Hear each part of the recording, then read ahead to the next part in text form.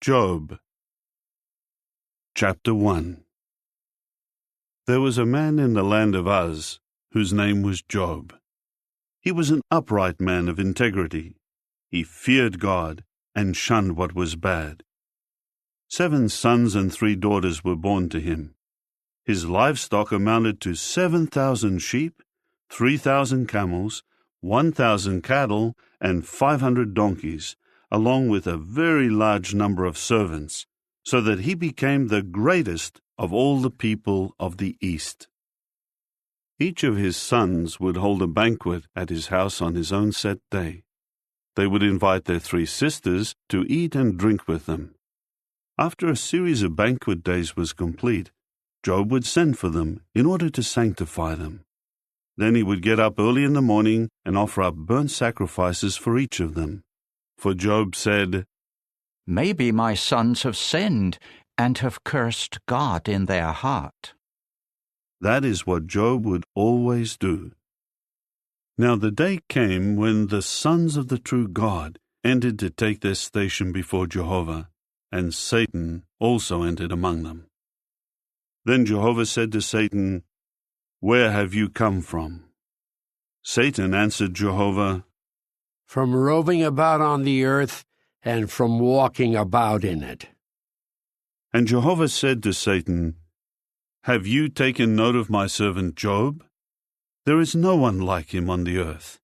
He is an upright man of integrity, fearing God and shunning what is bad." At that, Satan answered Jehovah, "Is it for nothing that Job has feared God? Have you not put up a protective hedge around him and his house and everything he has? You have blessed the work of his hands, and his livestock has spread out in the land. But, for a change, stretch out your hand and strike everything he has, and he will surely curse you to your very face." Then Jehovah said to Satan, "Look, everything that he has is in your hand. Only do not lay your hand on the man himself." So Satan went out from the presence of Jehovah. Now on the day when his sons and daughters were eating and drinking wine in their oldest brother's house, a messenger came to Job and said, "The cattle were plowing, and the donkeys were grazing beside them, when the Sabaeans attacked and took them, and they killed the servants with the sword. I am the only one who escaped to tell you." While he was still speaking, another one came and said, "Fire from God fell from the heavens, and blazed among the sheep and the servants, and consumed them. I am the only one who escaped to tell you." While he was still speaking, another one came and said, "The Chaldeans formed 3 bands and made a raid on the camels and took them, and they killed the servants with the sword. I am the only one who escaped to tell you." While he was still speaking, yet another one came and said, "Your sons and your daughters were eating and drinking wine in their oldest brother's house. Suddenly, a great wind came from the wilderness, and it struck the 4 corners of the house, so that it fell on the young people, and they were killed. I am the only one who escaped to tell you." At that Job got up and ripped apart his garment and cut the hair off his head. Then he fell to the ground and bowed down and said, "Naked I came out of my mother's womb, and naked I will return. Jehovah has given, and Jehovah has taken away. Let the name of Jehovah continue to be praised." In all of this, Job did not sin or accuse God of doing anything wrong. Chapter 2. Afterward, the day came when the sons of the true God entered to take their station before Jehovah, and Satan also entered among them to take his station before Jehovah. Then Jehovah said to Satan, "Where have you come from?" Satan answered Jehovah, "From roving about on the earth and from walking about in it." And Jehovah said to Satan, "Have you taken note of my servant Job? There is no one like him on the earth. He is an upright man of integrity, fearing God and shunning what is bad. He is still holding firmly to his integrity, even though you try to incite me against him to destroy him for no reason." But Satan answered Jehovah, "Skin for skin. A man will give everything that he has for his life. But for a change, stretch out your hand and strike his bone and flesh, and he will surely curse you to your very face." Then Jehovah said to Satan, "Look, he is in your hand. Only do not take his life." So Satan went out from the presence of Jehovah and struck Job with painful boils, from the sole of his foot to the crown of his head. And Job took a piece of broken pottery to scrape himself, and he was sitting among the ashes. Finally, his wife said to him, "Are you still holding firmly to your integrity? Curse God and die." But he said to her, You are talking like one of the senseless women. Should we accept only what is good from the true God, and not accept also what is bad? In all of this, Job did not sin with his lips. 3 companions of Job heard about all the calamities that had come upon him, and each came from his own place: Eliphaz the Temanite, Bildad the Shuhite, and Zophar the Naamathite. So they agreed to meet together, to go and sympathize with Job and comfort him. When they saw him from a distance, they did not recognize him. They began to weep loudly and to rip their garments apart, and they threw dust into the air and onto their heads. Then they sat on the ground with him for 7 days and 7 nights. No one said a word to him, for they saw that his pain was very great. Chapter 3. It was after this that Job began to speak and to curse the day of his birth. Job said, Let the day perish on which I was born, also the night when someone said, a man has been conceived. Let that day be darkness. Let God above show no concern for it. Let no light shine upon it. Let the deepest darkness reclaim it. Let a rain cloud settle over it. Let whatever darkens the day terrify it. That night, let the gloom seize it. Let it not rejoice among the days of a year, and let it not enter among the number of the months. Indeed, let that night become barren. Let no joyful cry be heard in it. Let those who curse the day put a curse on it, those who are able to awaken Leviathan. Let the stars of its twilight grow dark. Let it wait in vain for daylight, and let it not see the rays of dawn. For it did not close the doors of my mother's womb, nor did it hide trouble from my eyes. Why did I not die at birth? Why did I not perish when I came from the womb? Why were there knees to receive me, and breasts to nurse me? For now I would be lying down undisturbed. I would be sleeping and at rest with kings of the earth and their advisers, who built for themselves places that are now in ruins, or with princes who possessed gold, whose houses were filled with silver. Or why was I not like a hidden miscarriage, like children who have never seen the light. There even the wicked have ceased from agitation. There the weary are at rest. There the prisoners are at ease together. They do not hear the voice of the one forcing them to work. Small and great are the same there, and the slave is set free from his master. Why does he give light to one who is suffering and life to those in bitter distress? Why do they long for death, but it does not come? They dig for it more than for hidden treasures. Those who are rejoicing greatly, who are happy when they find the grave. Why does he give light to a man who has lost his way, whom God has hedged in? For in place of my food comes my sighing, and my groaning pours out like water.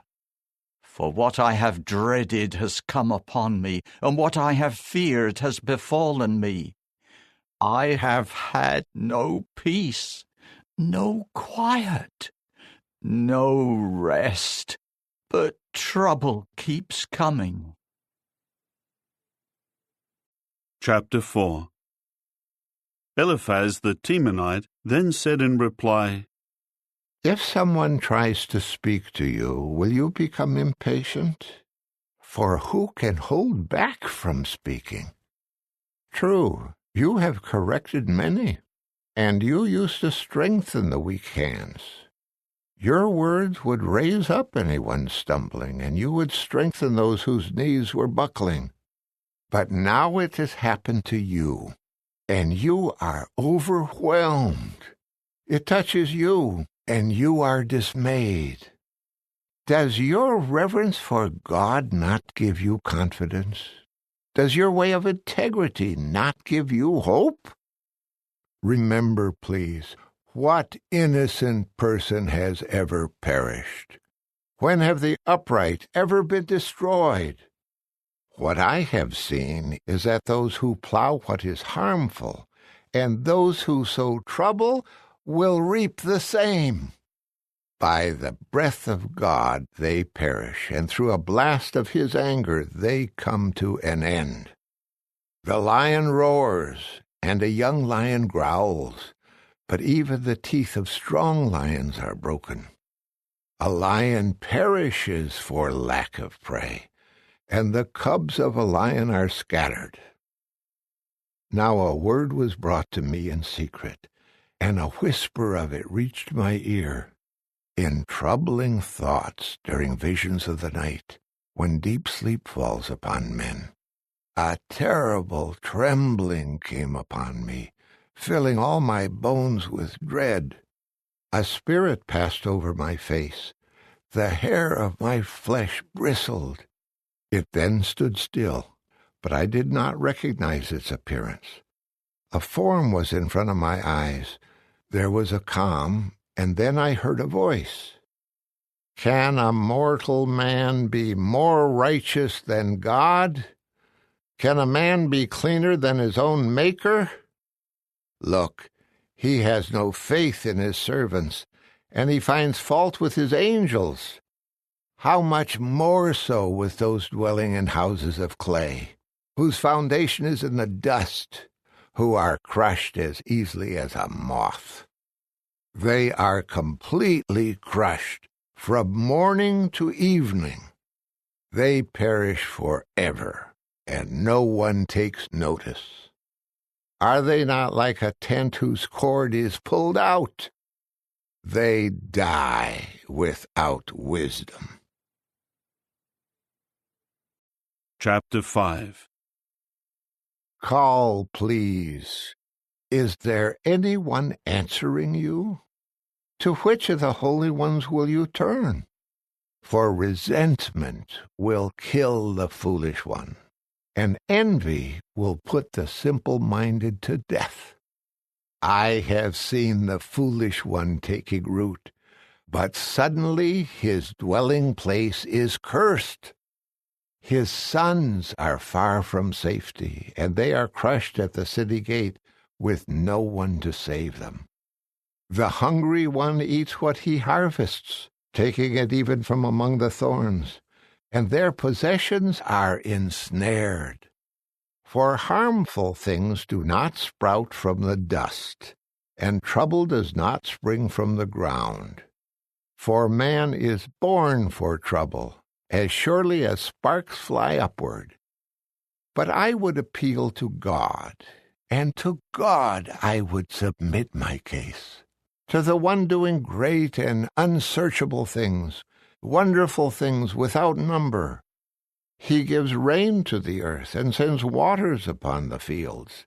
He raises the lowly up high, and he raises up the dejected one to salvation. He frustrates the schemes of the crafty, so that the work of their hands does not succeed. He catches the wise in their own cunning, so that the plans of the shrewd are thwarted. They meet with darkness during the day, and they grope about at midday as if it were night. He saves from the sword of their mouth, saving the poor from the hand of the strong, so that there is hope for the lowly, but the mouth of unrighteousness is shut.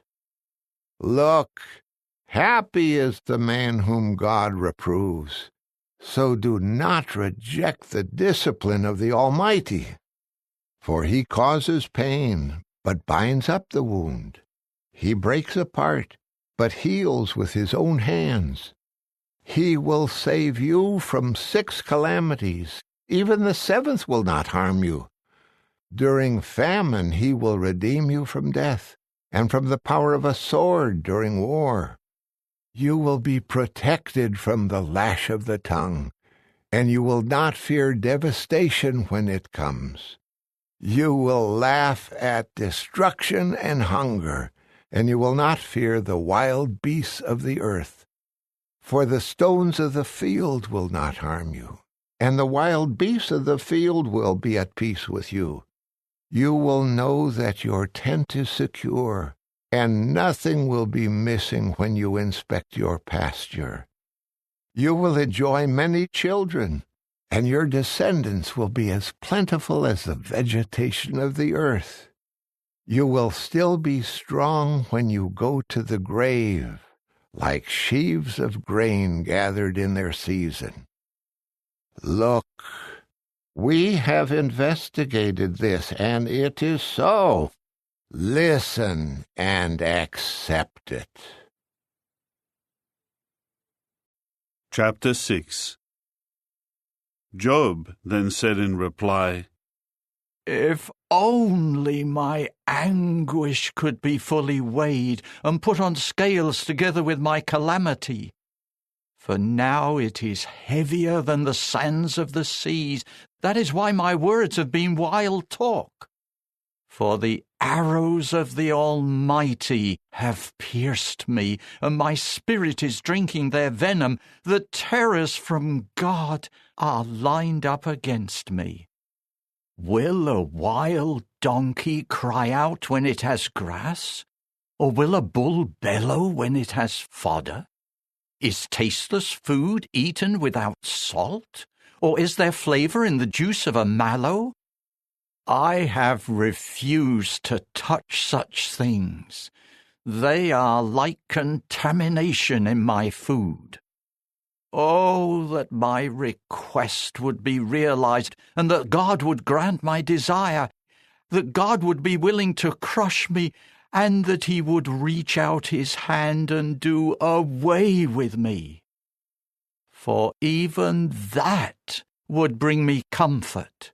I would leap for joy despite the unrelenting pain, for I have not denied the sayings of the Holy One.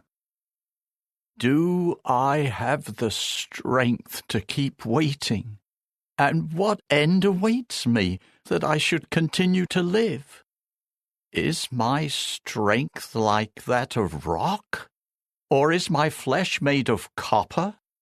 Is there any way that I can help myself when all my means of support has been driven from me?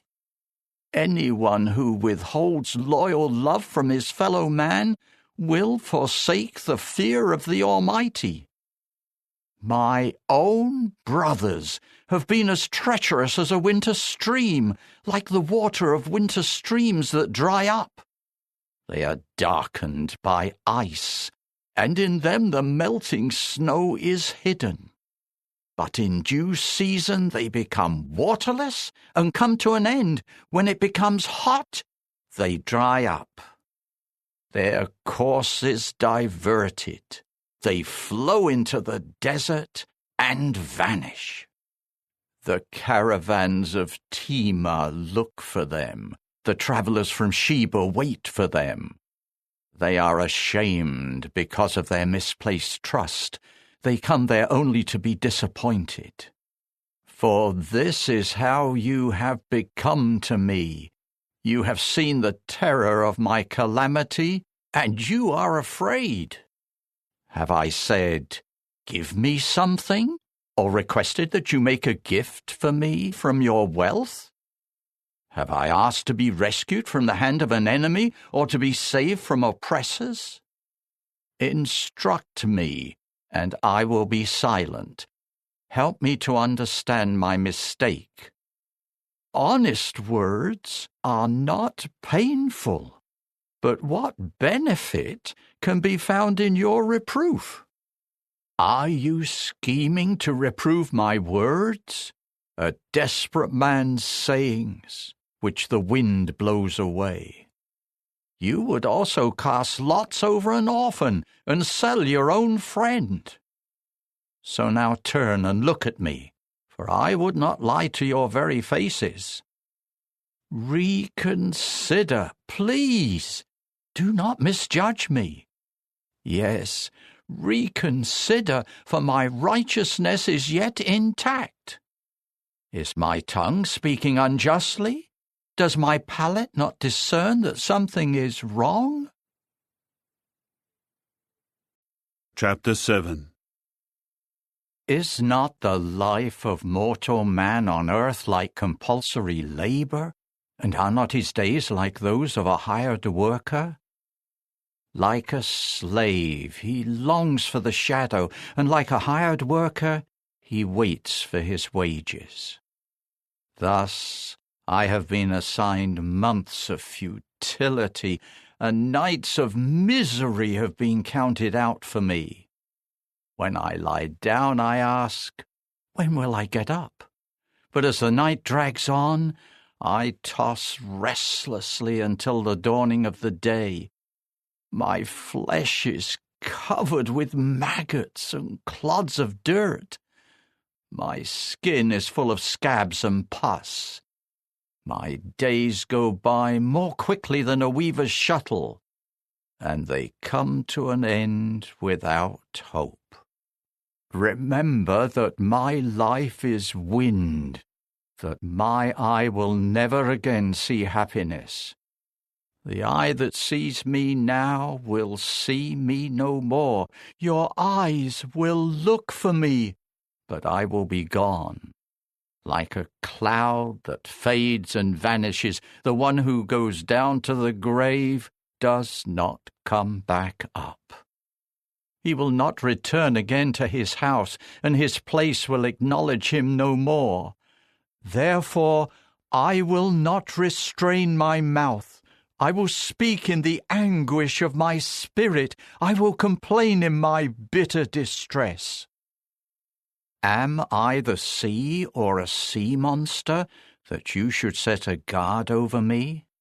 When I say, my couch will comfort me, my bed will help ease my misery, then you terrify me with dreams and frighten me with visions, so that I would choose suffocation, yes, death, rather than this body of mine. I loathe my life. I do not want to go on living. Leave me alone, for my days are like a breath. What is mortal man, that you should concern yourself with him and fix your attention on him? Why do you inspect him every morning and test him every moment? Will you not look away from me and leave me alone long enough to swallow my saliva? If I have sinned, how could I harm you, the observer of mankind? Why have you made me your target?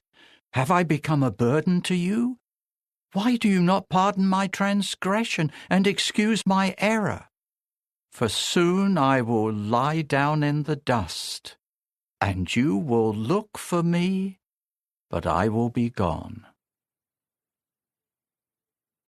Chapter 8. Bildad the Shuhite then said in reply, How long will you keep speaking like this? The words of your mouth are but a mighty wind. Will God pervert justice, or will the Almighty pervert righteousness? If your sons sinned against him, he let them be punished for their revolt. But if you would just look to God and plead with the Almighty for favor, and if you were truly pure and upright, he would pay attention to you and restore you to your rightful place. And though your beginning was small, your future would be great. Ask, please, the former generation, and pay attention to the things their fathers found out.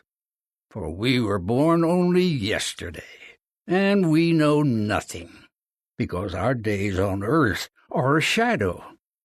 Will they not instruct you and tell you what they know? Will a papyrus plant grow tall where there is no marsh? Will a reed grow tall without water? While it is still in the bud, not yet plucked off, it will dry up before any other plant. This is the outcome of all who forget God. For the hope of the godless will perish, whose confidence is in vain, and whose trust is as fragile as a spider's web. He will lean against his house, but it will not keep standing. He will try to hold on to it, but it will not last. He is a moist plant in the sunlight, and his shoots spread out in the garden. In a heap of stones his roots become entwined. He looks for a house among the stones. But when he is uprooted from his place, that place will deny him and say, I have never seen you. Yes, that is how he will disappear. Then others will spring up from the dust.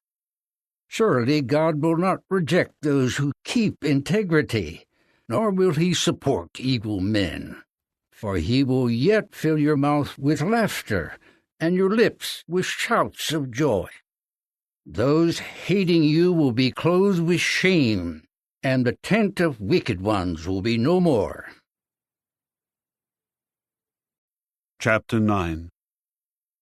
Job said in reply, For a fact I know that this is so.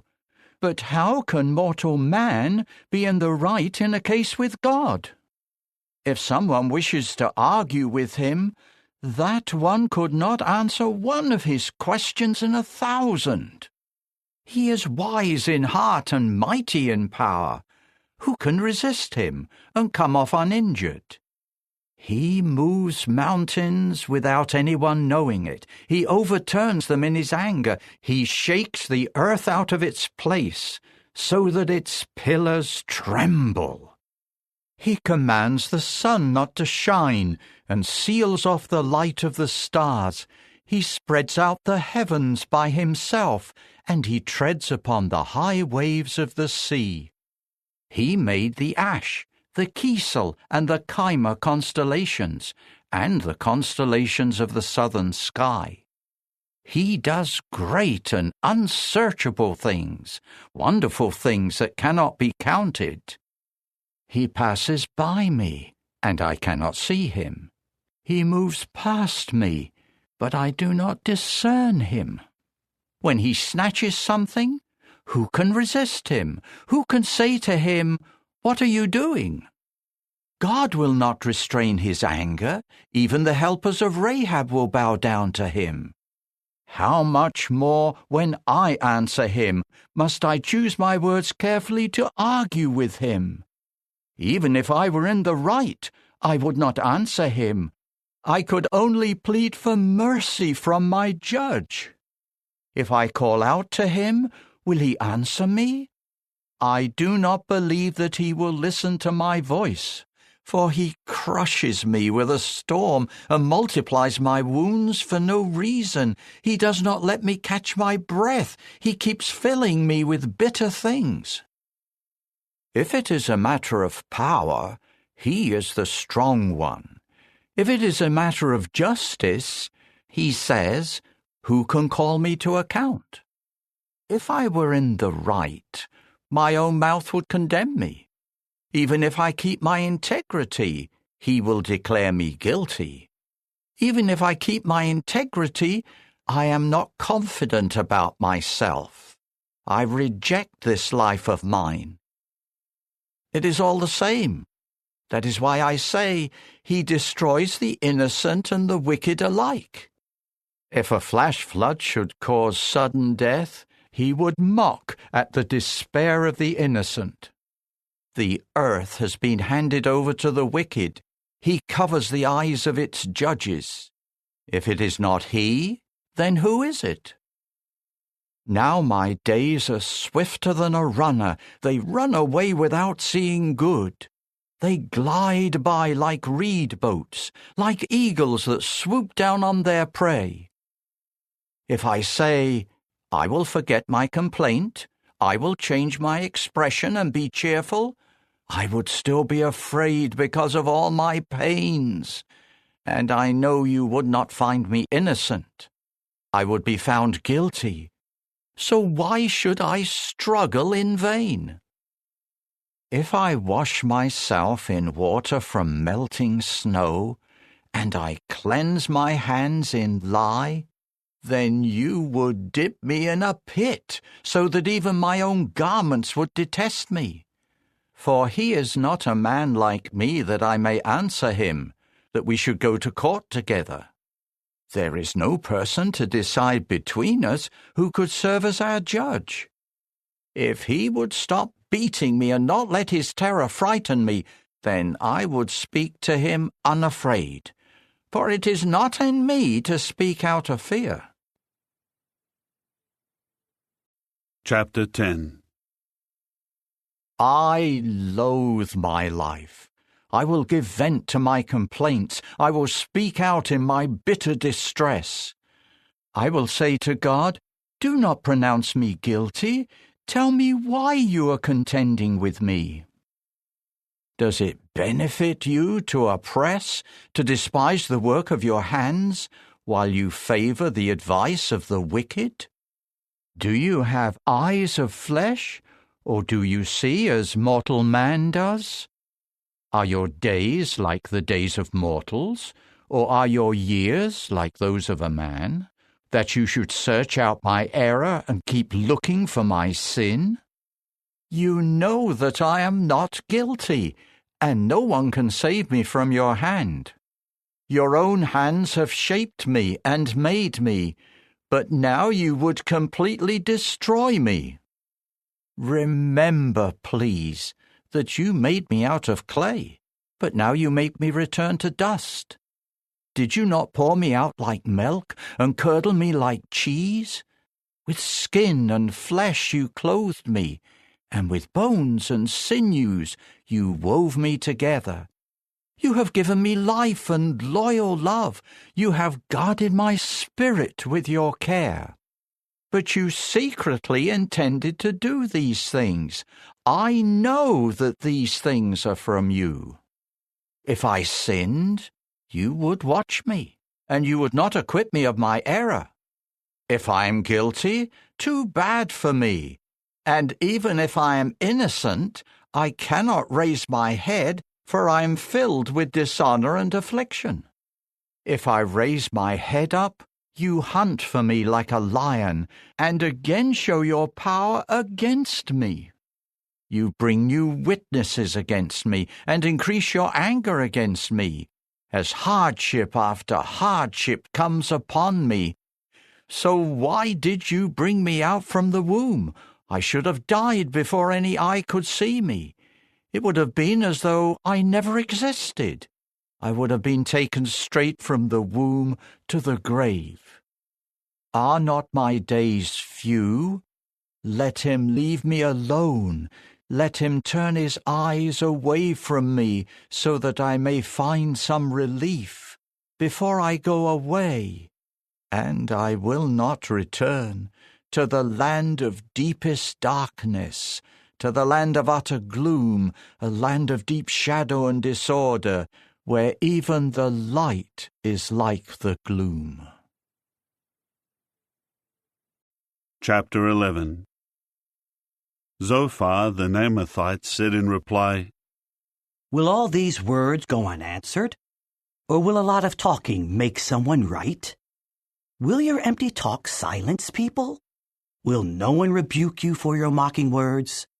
For you say, My teaching is pure, and I am clean in your eyes. But if only God would speak and open his lips to you, then he would reveal to you the secrets of wisdom. For practical wisdom has many sides. Then you would realize that God allows some of your error to be forgotten. Can you discover the deep things of God, or discover everything about the Almighty? It is higher than heaven. What can you accomplish? It is deeper than the grave. What can you know? It is longer than the earth, and broader than the sea. If he passes by and detains someone, and convenes a court, who can resist him? For he knows when men are deceitful. When he sees what is evil, will he not take notice? But an empty-headed man will understand only when a wild donkey can give birth to a man. If only you would prepare your heart and stretch out your hands to him. If your hand is doing wrong, put it far away, and let no unrighteousness dwell in your tents. For then you could lift up your face with no defect. You could stand firm, free of fear. For then you will forget your trouble. You will remember it as waters that have flowed past you. Your life will become brighter than midday. Even its darkness will be like the morning. You will be confident because there is hope, and you will look around and lie down in security. You will lie down with no one to make you afraid, and many people will seek your favor. But the eyes of the wicked will fail, and they will find no place to escape, and their only hope will be death. Chapter 12. Then Job said in reply, Surely you are the people who know, and wisdom will die out with you. But I too have understanding. I am not inferior to you. Who does not know these things? I have become a laughingstock to my companions, one calling to God for an answer. A righteous and blameless man is a laughingstock.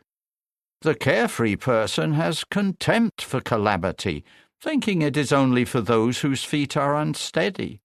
The tents of robbers are at peace, and those who provoke God are secure, those who have their God in their hands. However, ask, please, the animals, and they will instruct you, also the birds of the heavens, and they will tell you.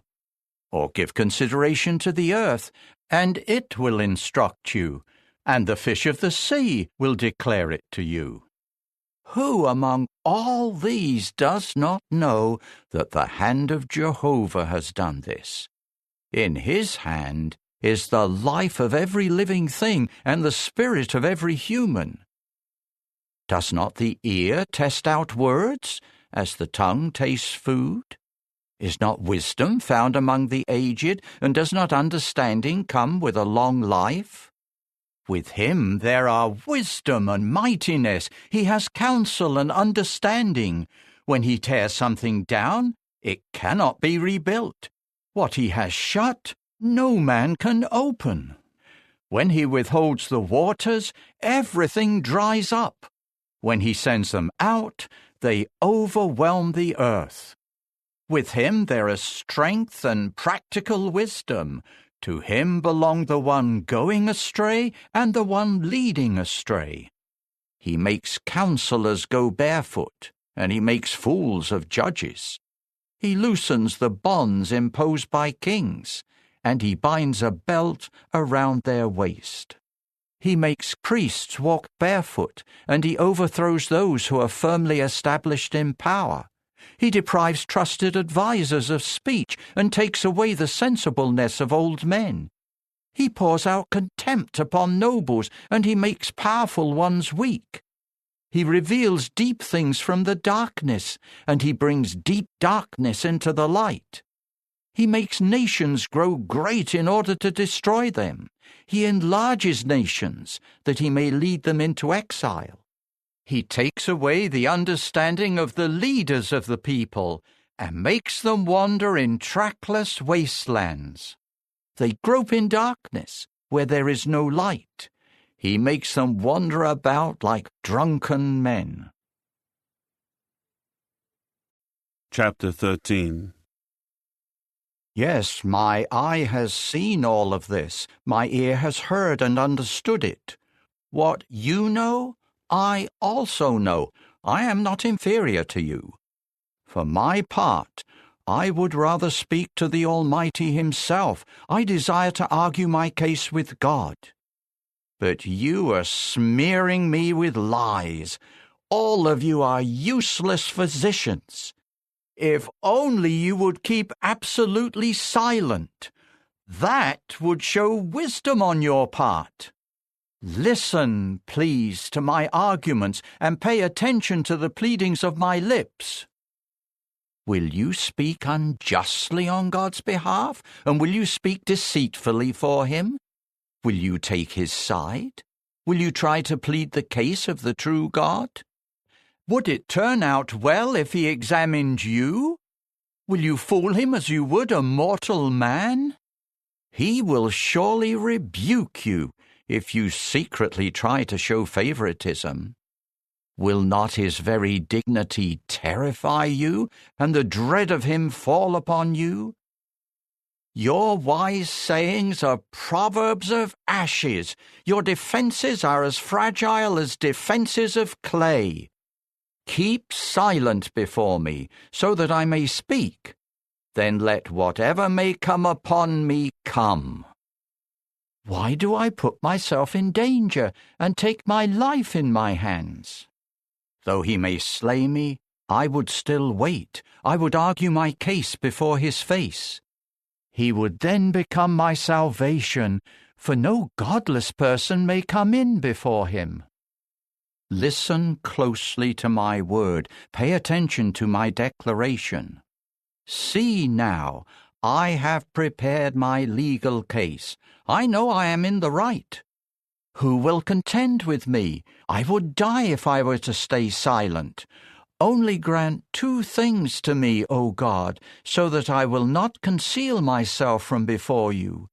Remove your heavy hand far away from me, and do not let the fear of you terrify me.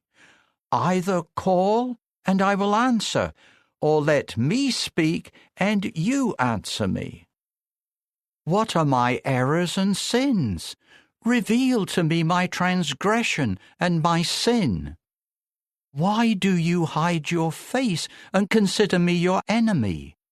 Will you try to frighten a wind-blown leaf or chase after dry stubble?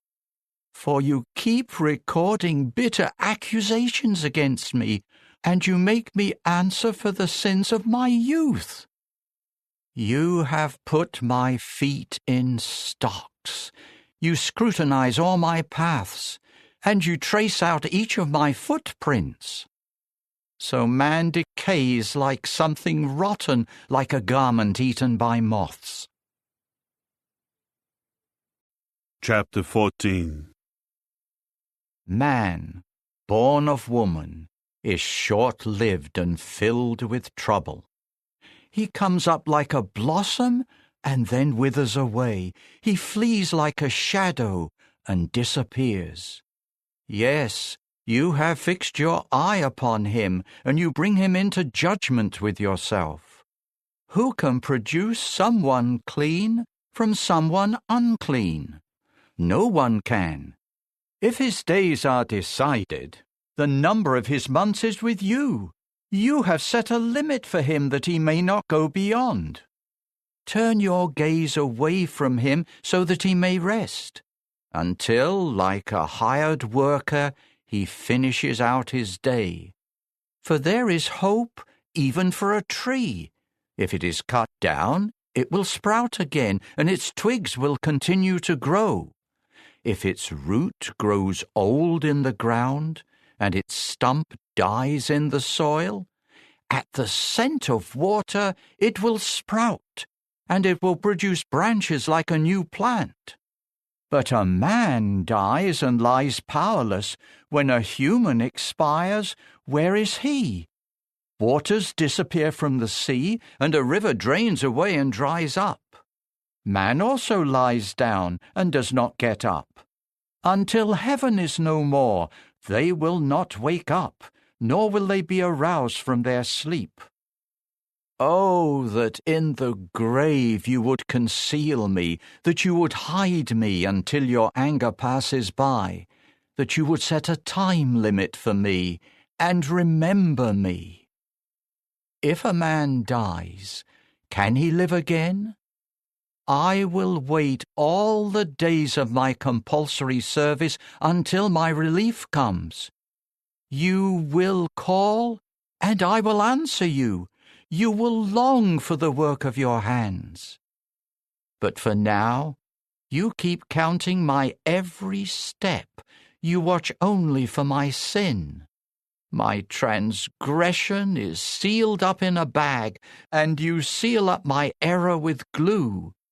As a mountain falls and crumbles away, and a rock is dislodged from its place, as water wears away stones, and its torrents wash away earth's soil, so you have destroyed the hope of mortal man.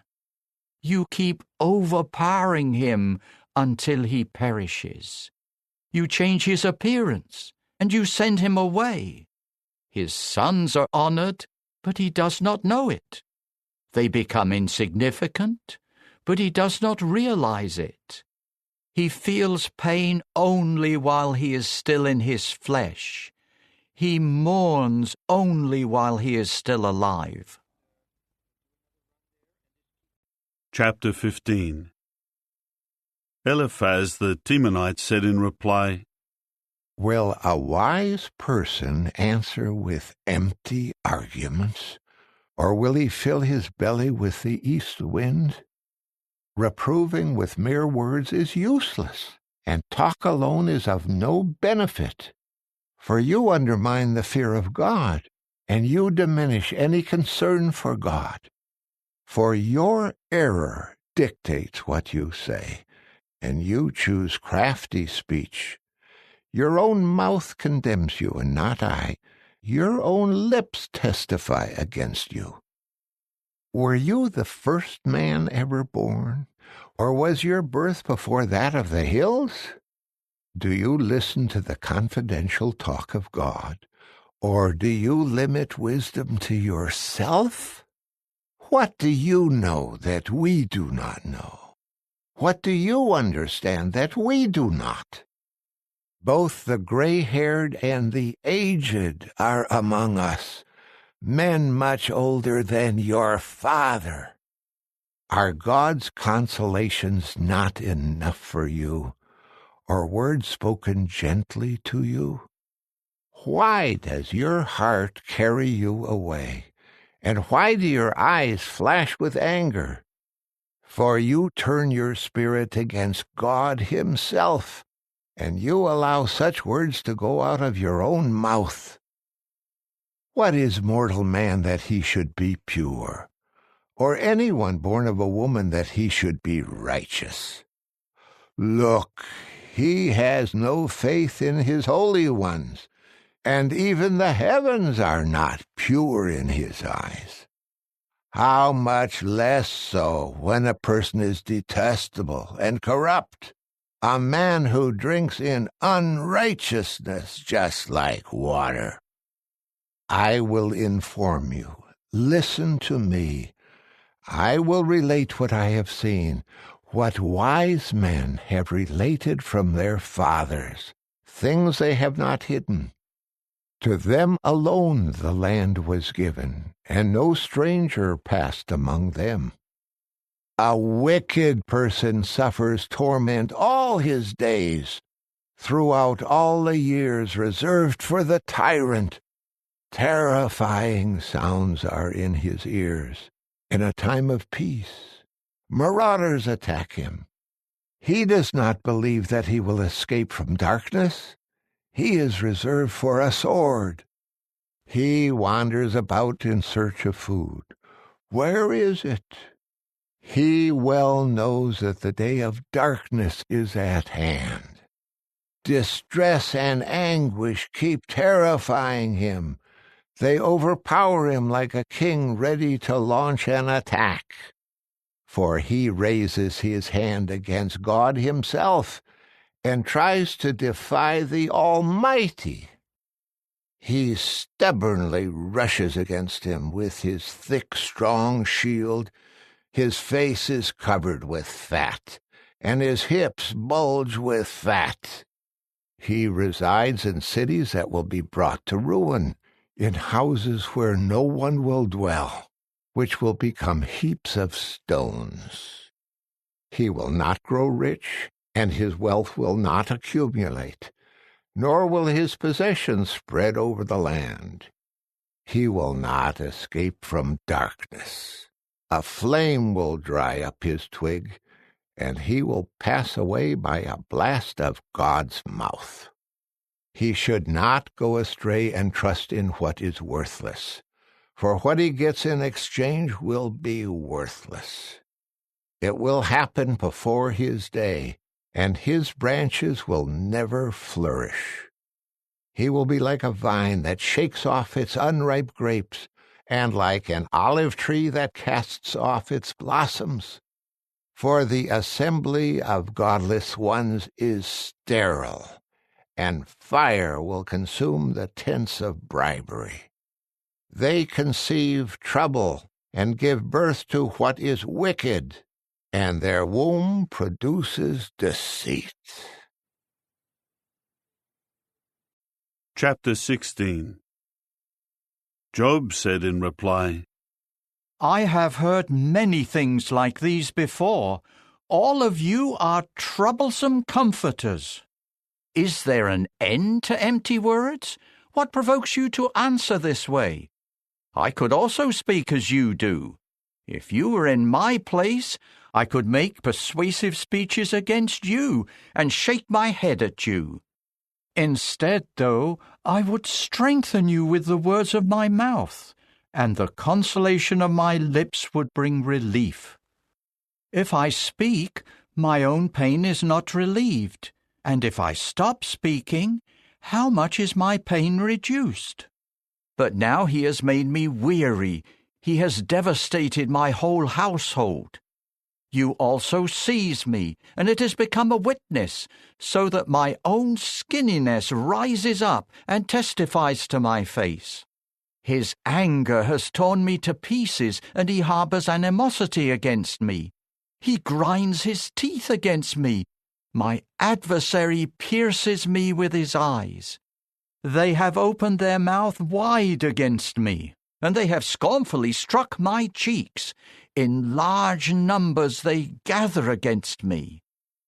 God hands me over to young boys, and he thrusts me into the hands of the wicked. I was untroubled, but he shattered me. He grabbed me by the back of the neck and crushed me. Then he set me up as his target. His archers surround me. He pierces my kidneys and feels no compassion. He pours out my gall on the earth. He breaks through against me with breach after breach. He rushes at me like a warrior. I have sewn sackcloth together to cover my skin, and I have buried my dignity in the dust. My face is red from weeping, and on my eyelids is deep shadow, although my hands have done no violence and my prayer is pure. O earth, do not cover my blood, and let there be no resting place for my outcry. Even now, my witness is in the heavens. The one who can testify for me is in the heights. My companions ridicule me as my eye sheds tears to God. Let someone arbitrate between a man and God, as one would between a man and his fellow.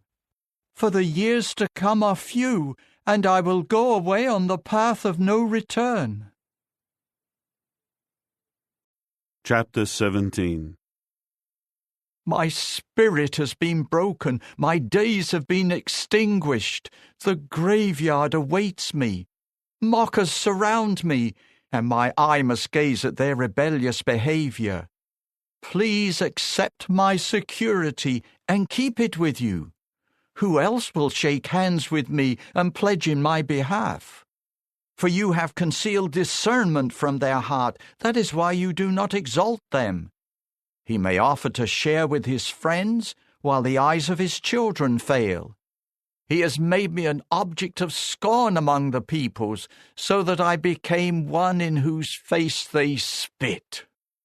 From anguish my eyes grow dim, and all my limbs are but a shadow. Upright people stare in amazement at this, and the innocent one is disturbed over the godless. The righteous one keeps holding fast to his way, and the one with clean hands grows stronger. However, you may all come and resume your arguing, for I have not found anyone wise among you. My days are finished. My plans, the desires of my heart, have been shattered. They keep turning night into day, saying, "Light must be near because it is dark." If I wait, the grave will become my home. I will spread out my bed in darkness. I will call out to the pit, "You are my father," to the maggot, "My mother and my sister." Where, then, is my hope? Who can see hope for me? It will go down to the barred gates of the grave when we all descend together into the dust. Chapter 18. Bildad the Shuhite said in reply, How long before you stop making such speeches? Show some understanding, so that we may then speak. Why should we be viewed as animals and be considered stupid in your eyes? Even if you tear yourself to pieces in your anger, will the earth be abandoned for your sake? Or will the rock move away from its place? Yes, the light of the wicked will be extinguished, and the flame of his fire will not shine. The light in his tent will certainly grow dark, and the lamp over him will be extinguished. His vigorous stride is shortened, and his own counsel will make him fall. For his feet will lead him into a net, and he will wander onto its mesh. A trap will seize him by the heel, a snare will catch him. A rope is hidden for him on the ground, and a trap lies in his path.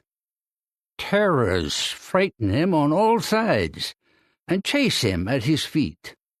His strength fails him, and disaster will make him stagger. His skin is eaten away. The most deadly disease consumes his limbs. He is torn away from the security of his tent, and marched to the king of terrors. Strangers will live in his tent. Sulphur will be scattered on his home. His roots will dry up beneath him, and his branches will wither above him. The memory of him will fade from the earth, and in the street his name will be unknown. He will be driven from the light into the darkness, and chased away from the productive land. He will have no offspring and no descendants among his people, and he will be without a survivor in the place where he lives. When his day comes, the people in the west will be appalled, and the people in the east will be seized with horror. This is what happens to the tents of a wrongdoer, and to the place of the one who has not known God. Chapter 19. Job said in reply, How long will you keep irritating my soul, crushing me with words? These 10 times you have rebuked me. You are not ashamed to deal harshly with me. And if indeed I made a mistake, my error remains with me. If you insist on exalting yourselves over me, claiming that the reproach against me is justified, know then that it is God who has misled me, and he has caught me in his hunting net. Look, I keep crying out violence, but I get no answer. I keep crying for help, but there is no justice. My path he has blocked with a stone wall, and I cannot pass by. He has covered my roadways with darkness. He has stripped me of my glory and removed the crown from my head. He breaks me down on all sides until I perish. My hope he uproots like a tree. His anger burns against me, and he views me as his enemy. His troops come together and besiege me, and they camp around my tent. My own brothers he has driven far away from me, and those who know me have turned away from me. My close companions are gone, and those whom I knew well have forgotten me. Guests in my house and my slave girls consider me a stranger. I am a foreigner in their eyes. I call for my servant, but he does not respond. With my mouth I beg him for compassion.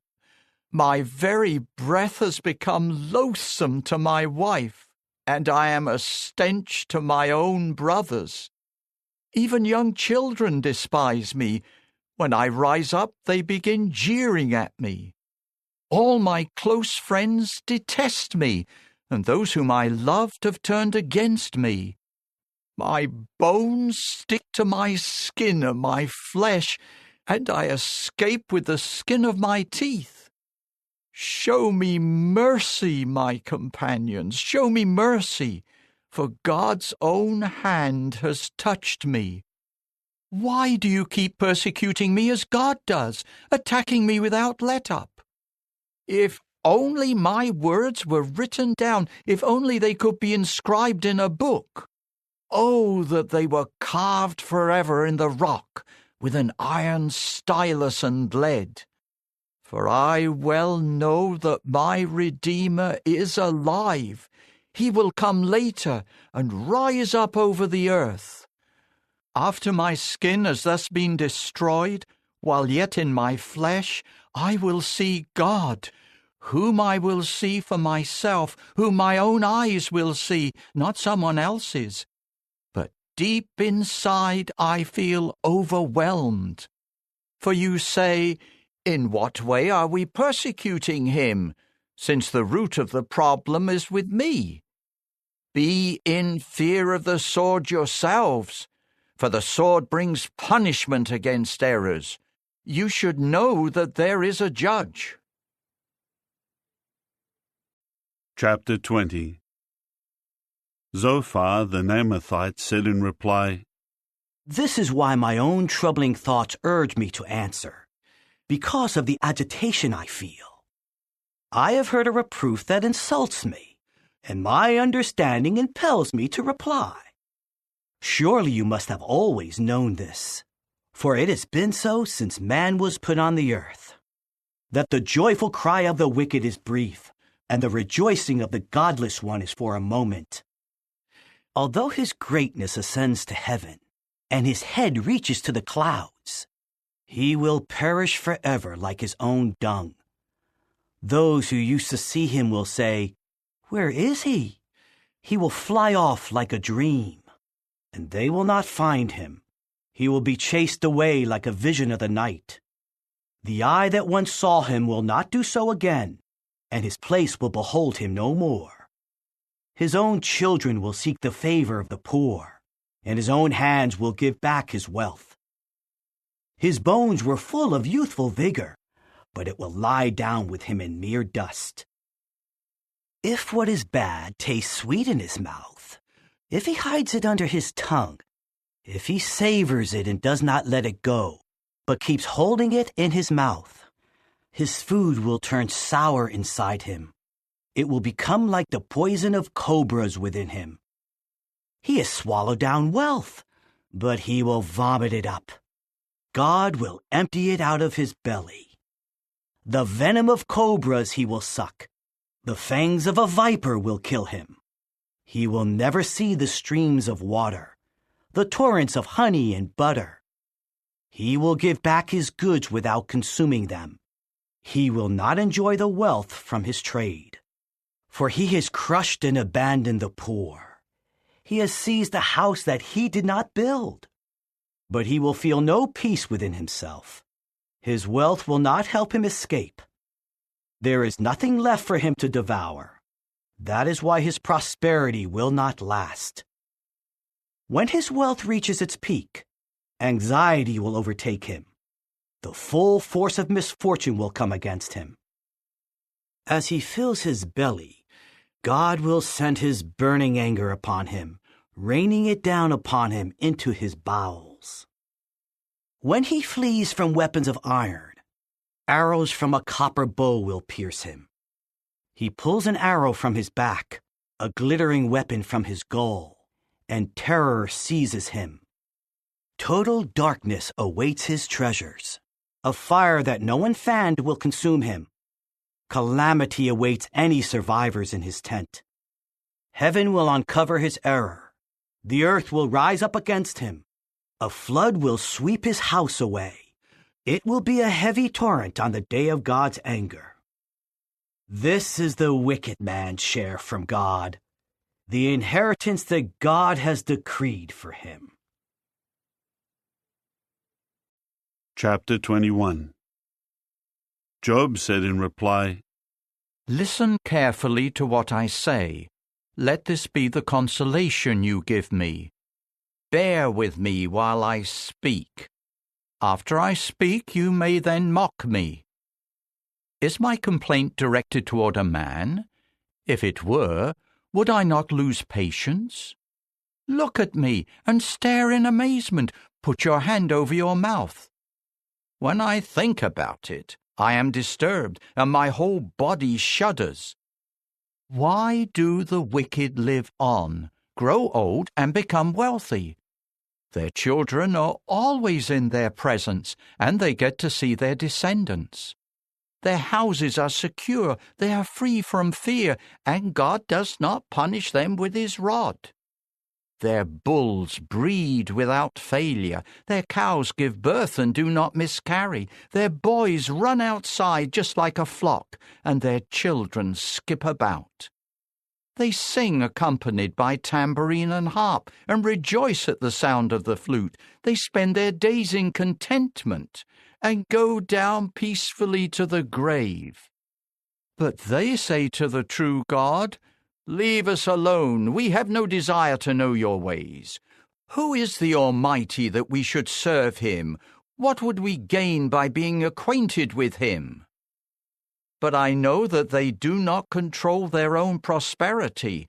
The thinking of the wicked is far from me. How often is the lamp of the wicked extinguished?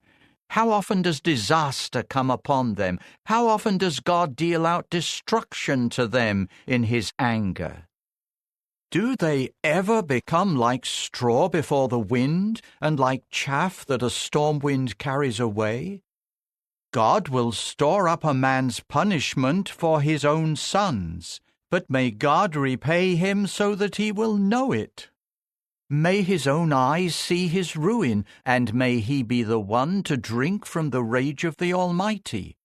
For what does he care about what happens to his house after him if the number of his months is cut short? Can anyone teach knowledge to God when he is the one who judges even the highest ones? One man dies in his full vigor when he is completely carefree and at ease, when his thighs are padded with fat and his bones are strong. But another man dies deeply distressed, never having tasted good things. Together they will lie down in the dust, and maggots will cover both of them.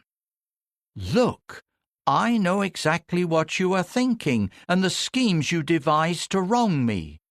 For you say, where is the house of the prominent man, and where is the tent in which the wicked one lived? Have you not questioned travelers? Do you not carefully study their observations, that an evil person is spared on the day of disaster and rescued on the day of fury? Who will confront him about his way, and who will repay him for what he has done? When he is carried to the graveyard, a vigil will be kept over his tomb. The clods of earth of the valley will be sweet to him, and all mankind follows after him like the countless number before him. So why offer me meaningless comfort? There is nothing but deceit in your answers. Chapter 22. Eliphaz the Temanite said in reply, Can a man be of use to God? Can anyone with insight be of benefit to him? Does the Almighty care that you are righteous? Or does he gain anything because you follow the course of integrity? Will he punish you and enter into judgment with you for your reverence? Is it not because your own wickedness is so great and there is no end to your errors? For you seize a pledge from your brothers for no reason, and you strip people of their garments, leaving them naked. You do not give the tired one a drink of water, and you hold back food from the hungry. The land belongs to the powerful man, and the favored one dwells in it. But you sent away widows empty-handed, and you crushed the arms of fatherless children. That is why you are surrounded by traps, and sudden terrors frighten you. That is why it is so dark that you cannot see, and a flood of water covers you. Is not God in the heights of heaven? And see how high all the stars are. But you have said, what does God really know? Can he judge through thick gloom? Clouds screen him off so that he does not see, as he walks about on the vault of heaven. Will you follow the ancient path that wicked men have walked, men who have been snatched away before their time, whose foundation was washed away by a flood? They were saying to the true God, leave us alone, and what can the Almighty do to us? Yet he is the one who filled their houses with good things. Such wicked thinking is far from my own. The righteous will see this and rejoice, and the innocent will mock them and say, our opponents have been destroyed, and a fire will consume what is left of them. Get to know him, and you will be at peace. Then good things will come your way. Accept the law from his mouth, and keep his sayings in your heart. If you return to the Almighty, you will be restored. If you remove unrighteousness from your tent, if you would throw your gold into the dust, and the gold of Ophir into the rocky ravines, then the Almighty will become your gold, and he will be your choicest silver. For then your delight will be in the Almighty, and you will lift up your face to God. You will entreat him, and he will hear you, and your vows you will pay. Whatever you decide to do will succeed, and light will shine upon your path. For you will be humiliated when you speak arrogantly, but he will save the humble. He will rescue those who are innocent. So if your hands are clean, you will certainly be rescued. Chapter 23. Job said in reply, Even today I will complain stubbornly. My strength is exhausted because of my sighing. If only I knew where to find God, I would go to his place of dwelling. I would present my case before him and fill my mouth with arguments. I would learn how he would answer me and take note of what he says to me. Would he contend with me using his great power? No, surely he would give me a hearing. There the upright one could set matters straight with him, and I would be acquitted once and for all by my judge. But if I go east, he is not there, and I return, and I cannot find him. When he is working on the left, I cannot look upon him. Then he turns to the right, but I still do not see him. But he knows the path I have taken. After he has tested me, I will come out as pure gold. My feet have closely followed his footsteps. I have kept to his way without deviating. I have not departed from the commandment of his lips. I have treasured up his sayings even more than what was required of me. When he is determined, who can resist him? When he wants to do something, he does it. For he will carry out completely what has been determined for me, and he has many such things in store. That is why I am anxious because of him. When I think about him, my fear grows. God has made me faint-hearted, and the Almighty has made me afraid. But I have not yet been silenced by the darkness, nor by the gloom that has covered my face. Chapter 24. Why does the Almighty not set a time? Why do those who know him not see his day? People move boundary markers. They carry off flocks for their own pasture. They drive away the donkey of fatherless children and seize the widow's bull as security for a loan. They force the poor off the road. The helpless of the earth must hide from them. The poor forage for food like wild donkeys in the wilderness. They seek food in the desert for their children. They must harvest in another's field and glean from the vineyard of the wicked. They spend the night naked, without clothing. They have no covering for the cold. They are drenched by the mountain rains. They cling to the rocks for lack of shelter. The fatherless child is snatched away from the breast, and the garments of the poor are taken as security for a loan, forcing them to go about naked, without clothing, and hungry as they carry the sheaves of grain. They toil among the terrace walls in the heat of the day. They tread the wine presses, yet they go thirsty.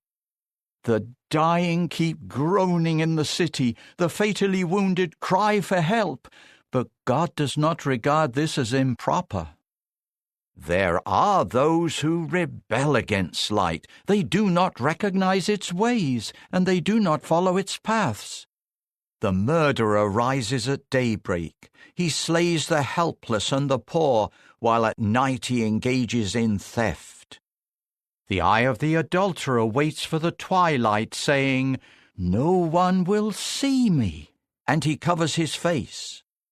In the darkness they break into houses. By day they shut themselves in. They are strangers to the light. For morning is the same as deep darkness for them.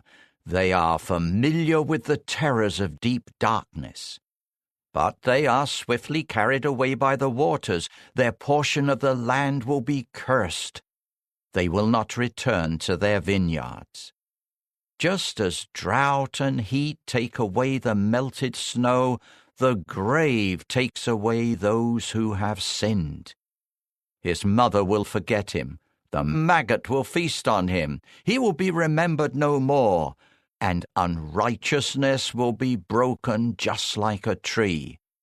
He preys on the barren woman and mistreats the widow. God will use his strength to do away with the powerful. Though they may rise up, they have no assurance of life. God lets them become confident and secure, but his eyes are on everything they do. They are exalted for a little while, then they are no more. They are brought low and gathered like everyone else. They are cut off like heads of grain. Now, who can prove me a liar or refute my word? Chapter 25. Bildad the Shuhite said in reply, Rulership and fearsome might are his. He establishes peace in heaven. Can his troops be numbered? Upon whom does his light not rise? So how can mortal man be righteous before God? Or how can one born of a woman be innocent? Even the moon is not bright, and the stars are not pure in his eyes. How much less so mortal man, who is a maggot, and the son of man, who is a worm. Chapter 26. Job said in reply, How you have helped the one with no power! How you have saved the arm that has no strength! What great advice you have given to the one lacking wisdom! How freely you have revealed your practical wisdom! To whom are you trying to speak? And who inspired you to say such things? Those who are powerless in death tremble. They are even lower than the waters and their inhabitants. The grave is naked in front of God, and the place of destruction lies uncovered. He stretches out the northern sky over empty space, suspending the earth upon nothing. He wraps up the waters in his clouds so that the clouds do not burst under their weight. He shuts off the view of his throne, spreading out his cloud over it. He marks out the horizon on the surface of the waters. He makes a boundary between light and darkness. The very pillars of heaven shake. They are stunned by his rebuke. He stirs up the sea with his power, and by his understanding he breaks the sea monster to pieces. With his breath he makes the skies clear. His hand pierces the elusive serpent. Look, these are just the fringes of his ways. Only a faint whisper has been heard of him. So who can understand his mighty thunder? Chapter 27.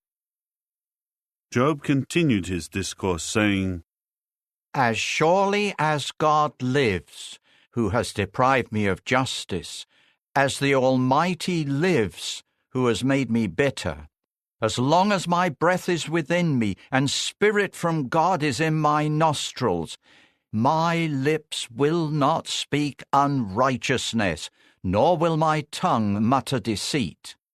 It is unthinkable for me to declare you men righteous. Until I die, I will not renounce my integrity. I will maintain my righteousness and never let it go. My heart will not condemn me as long as I live. May my enemy become like the wicked, those assaulting me like the unrighteous. For what hope does the godless man have when he is destroyed, when God takes away his life? Will God hear his outcry when distress comes upon him? Or will he find delight in the Almighty? Will he call on God at all times? I will teach you about the power of God. I will not hide anything about the Almighty. Look, if you have all seen visions, why are your speeches completely empty? This is the wicked man's share from God, the inheritance that tyrants receive from the Almighty. If his sons become many, they will fall by the sword, and his descendants will not have enough food. Those who survive him will be buried by the plague, and their widows will not weep for them. Even if he piles up silver like the dust and stores up fine clothing like the clay, though he may gather it, the righteous man will wear it, and the innocent will divide up his silver. The house he builds is as fragile as a moth's cocoon, like a shelter made by a watchman. He will go to bed rich, but will gather nothing. When he opens his eyes, nothing will be there. Terror overtakes him like a flood. A storm snatches him away by night. An east wind will carry him off, and he will be gone. It sweeps him away from his place. It will hurl itself at him without pity as he desperately tries to flee from its force. It claps its hands at him and whistles at him from its place. Chapter 28. There is a place to mine silver, and a place for gold that they refine. Iron is taken from the ground, and copper is smelted from rocks. Man conquers the darkness. He probes to the limit in the gloom and darkness, searching for ore. He sinks a shaft far from where people reside, in forgotten places, far from where people walk. Some men descend and swing suspended. Food grows on top of the earth, but below there is an upheaval as if by fire. There in the stones is sapphire, and the dust contains gold. No bird of prey knows the path to it. The eye of a black kite has not seen it. No majestic beasts have trodden on it. The young lion has not prowled there. Man strikes the flinty rock with his hand. He overturns the mountains at their foundation. He cuts water channels in the rock. His eyes spot every precious thing.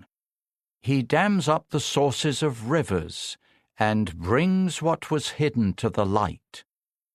But wisdom, where can it be found, and where is the source of understanding? No man recognizes its value, and it cannot be found in the land of the living. The deep waters say, "It is not in me," and the sea says, "It is not with me." It cannot be bought with pure gold, nor can silver be weighed out in exchange for it. It cannot be bought with gold of Ophir, nor with rare onyx and sapphire. Gold and glass cannot be compared to it, nor can a vessel of fine gold be exchanged for it. Coral and crystal are not worthy of mention, for a bagful of wisdom is worth more than one full of pearls. The topaz of Cush cannot be compared to it. It cannot be purchased even with pure gold. But from where does wisdom come, and where is the source of understanding? It has been hidden from the eyes of every living thing, and concealed from the birds of the heavens. Destruction and death say, "Our ears have heard only a report of it." God understands the way to find it. He alone knows where it resides. For he looks to the ends of the earth, and he sees everything under the heavens. when he set the force of the wind and measured out the waters, when he made a regulation for the rain and a path for the thunderous storm cloud. Then he saw wisdom and explained it. He established and tested it. And he said to man, Look, the fear of Jehovah, that is wisdom, and to turn away from bad is understanding. Chapter 29. Job continued his discourse, saying, If only I were in the months gone by, in the days when God was watching over me, when he caused his lamp to shine upon my head, when I walked through darkness by his light, when I was in my prime, when God's friendship was felt in my tent, when the Almighty was still with me, when my children were all around me, when my steps were awash in butter and the rocks poured out streams of oil for me, when I used to go out to the city gate and take my seat in the public square, the young men would see me and step aside, and even the old men would rise and remain standing. Princes refrained from speaking. They would put their hand over their mouth. The voices of the prominent men were silenced. Their tongue was stuck to the roof of their mouth. Whoever heard me would speak well of me, and those who saw me would testify for me. For I would rescue the poor who cried for help, along with the fatherless child and anyone who had no helper. The one about to perish would bless me, and I made the heart of the widow rejoice. I put on righteousness as my clothing. My justice was like a robe and a turban. I became eyes to the blind and feet to the lame. I was a father to the poor. I would investigate the legal case of those I did not know. I would break the jaws of the wrongdoer and tear the prey away from his teeth. I used to say, I will die in my own home, and my days will be as numerous as the grains of sand. My roots will spread out into the waters, and dew will stay all night on my branches. My glory is constantly renewed, and the bow in my hand will keep shooting. People would listen expectantly, waiting in silence for my advice. After I had spoken, they had nothing more to say. My words would fall gently on their ears. They waited for me as for the rain. They opened their mouth wide as for the spring rain. When I smiled at them, they could hardly believe it. The light of my face would reassure them. I gave them direction as their head, and I lived like a king among his troops, like one who comforts the mourners. Chapter 30. Now they laugh at me, men younger than I am, whose fathers I would have refused to put with the dogs that guarded my flock. Of what use was the power of their hands to me? Their vigor has perished. They are worn out from want and hunger. They gnaw at the parched ground that was already ruined and desolated. They gather the salt herb from the bushes. Their food is the root of broom trees. They are driven out of the community. People shout at them as they would at a thief. They live on the slopes of ravines, in holes in the ground and in the rocks. From the bushes they cry out and huddle together among the nettles. As sons of the senseless and the nameless ones, they have been driven out of the land. But now they mock me even in their songs. I have become an object of scorn to them. They detest me and keep their distance from me. They do not hesitate to spit in my face. Because God has disarmed me and humbled me, they throw off all restraint in my presence. On my right they rise up like a mob. They put me to flight and put up barriers of destruction in my path. They tear up my roadways and make my calamity worse without anyone to stop them. They come as if through a wide breach in the wall. They roll in amid the devastation. Terror overwhelms me. My dignity is driven away like the wind, and my salvation vanishes like a cloud. Now my life ebbs from me.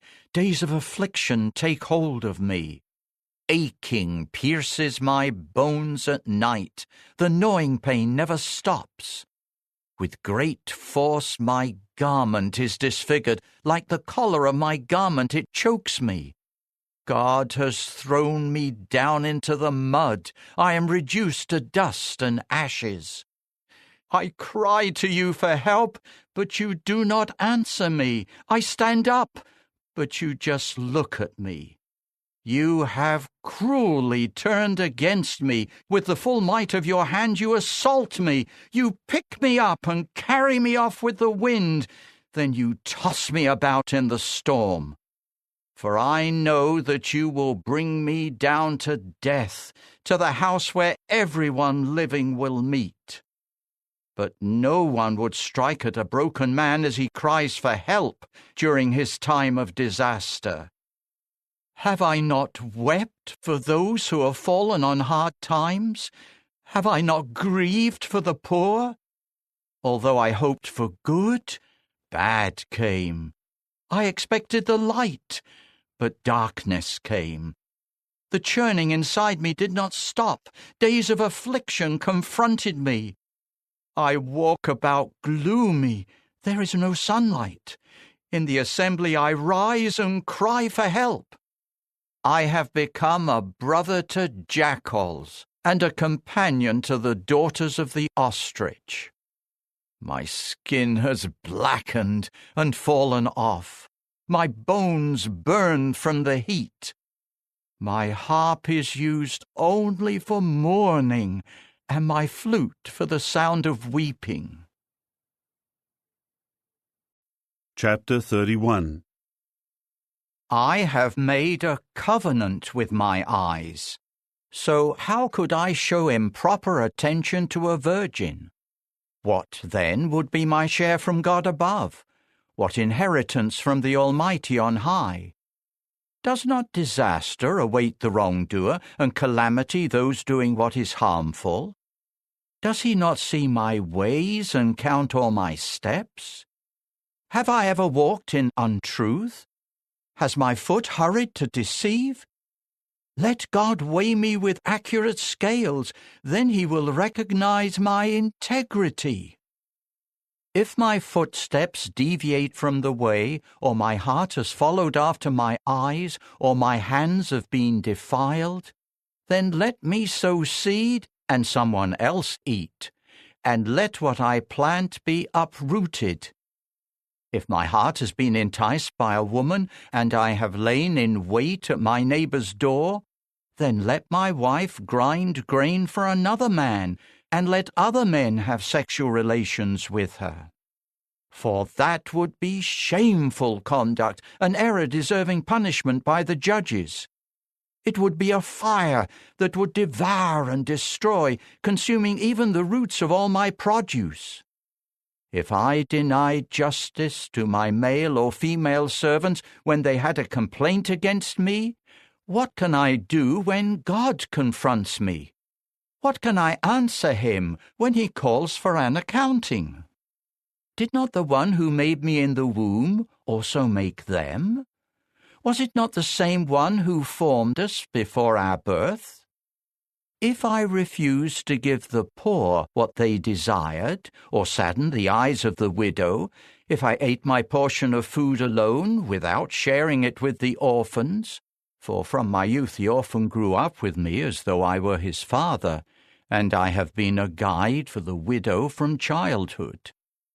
If I saw anyone perishing for lack of clothing, or a poor man with nothing to cover himself, if he did not bless me as he warmed himself with the wool of my sheep, if I shook my fist against the orphan when he needed my assistance in the city gate, then let my arm fall from my shoulder, and let my arm be broken at the elbow.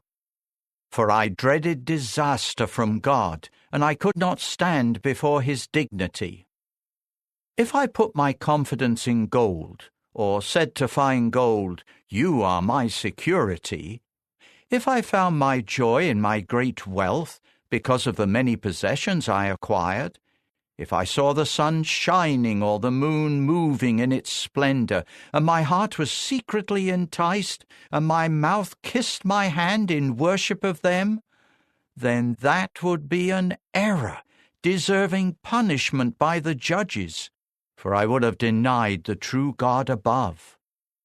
Have I ever rejoiced over the destruction of my enemy, or gloated because evil befell him? I never allowed my mouth to sin by asking for his life in an oath. Have the men of my tent not said, "Who can find anyone who has not been satisfied with his food?" No stranger had to spend the night outside. I opened my doors to the traveler. Have I ever tried to cover over my transgressions, like other men, by hiding my error in the pocket of my garment? Have I been in fear of the reaction of the multitude? Or have I been terrified by the contempt of other families, making me silent and afraid to go outside? If only someone would listen to me, I would sign my name to what I have said. Let the Almighty answer me. If only my accuser had written out the charges in a document. I would carry it on my shoulder, and I would bind it around my head like a crown. I would give him an accounting for every step I took. I would approach him confidently like a prince. If my own ground would cry out against me, and its furrows would weep together, if I have eaten its fruitage without payment, or if I have caused its owners to despair, then let thorns sprout for me instead of wheat, and foul-smelling weeds instead of barley. The words of Job end here. Chapter 32. So these three men stopped trying to answer Job, because he was convinced of his own righteousness. But Elihu, the son of Barachel the Buzite, of the family of Ram, had become very angry. His anger blazed against Job for trying to prove himself right rather than God. He was also very angry with Job's three companions, because they could not find an answer, but had declared God wicked.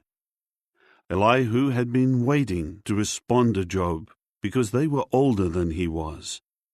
When Elihu saw that the three men had nothing to say in answer, his anger flared up. So Elihu the son of Barachel the Buzite began to speak, saying, I am young, and you men are aged, so I respectfully held back, and I dared not tell you what I know. I thought, let age speak, and let a multitude of years declare wisdom. But it is the Spirit in people, the breath of the Almighty, that gives them understanding. Age alone does not make one wise, nor is it only old men who understand what is right. So I say, listen to me, and I will also tell you what I know. Look, I have waited for your words. I kept listening to your reasoning as you searched for things to say. I paid close attention to you, but none of you could prove Job wrong or answer his arguments. So do not say, we have found wisdom. It is God who refutes him, not a man. He did not direct his words against me, so I will not reply to him with your arguments. They are dismayed. They have no more answers. They have nothing left to say. I have waited, but they do not continue speaking. They just stand there with no further answer. So I too will give an answer. I too will tell what I know. For I am full of words. The spirit within me compels me.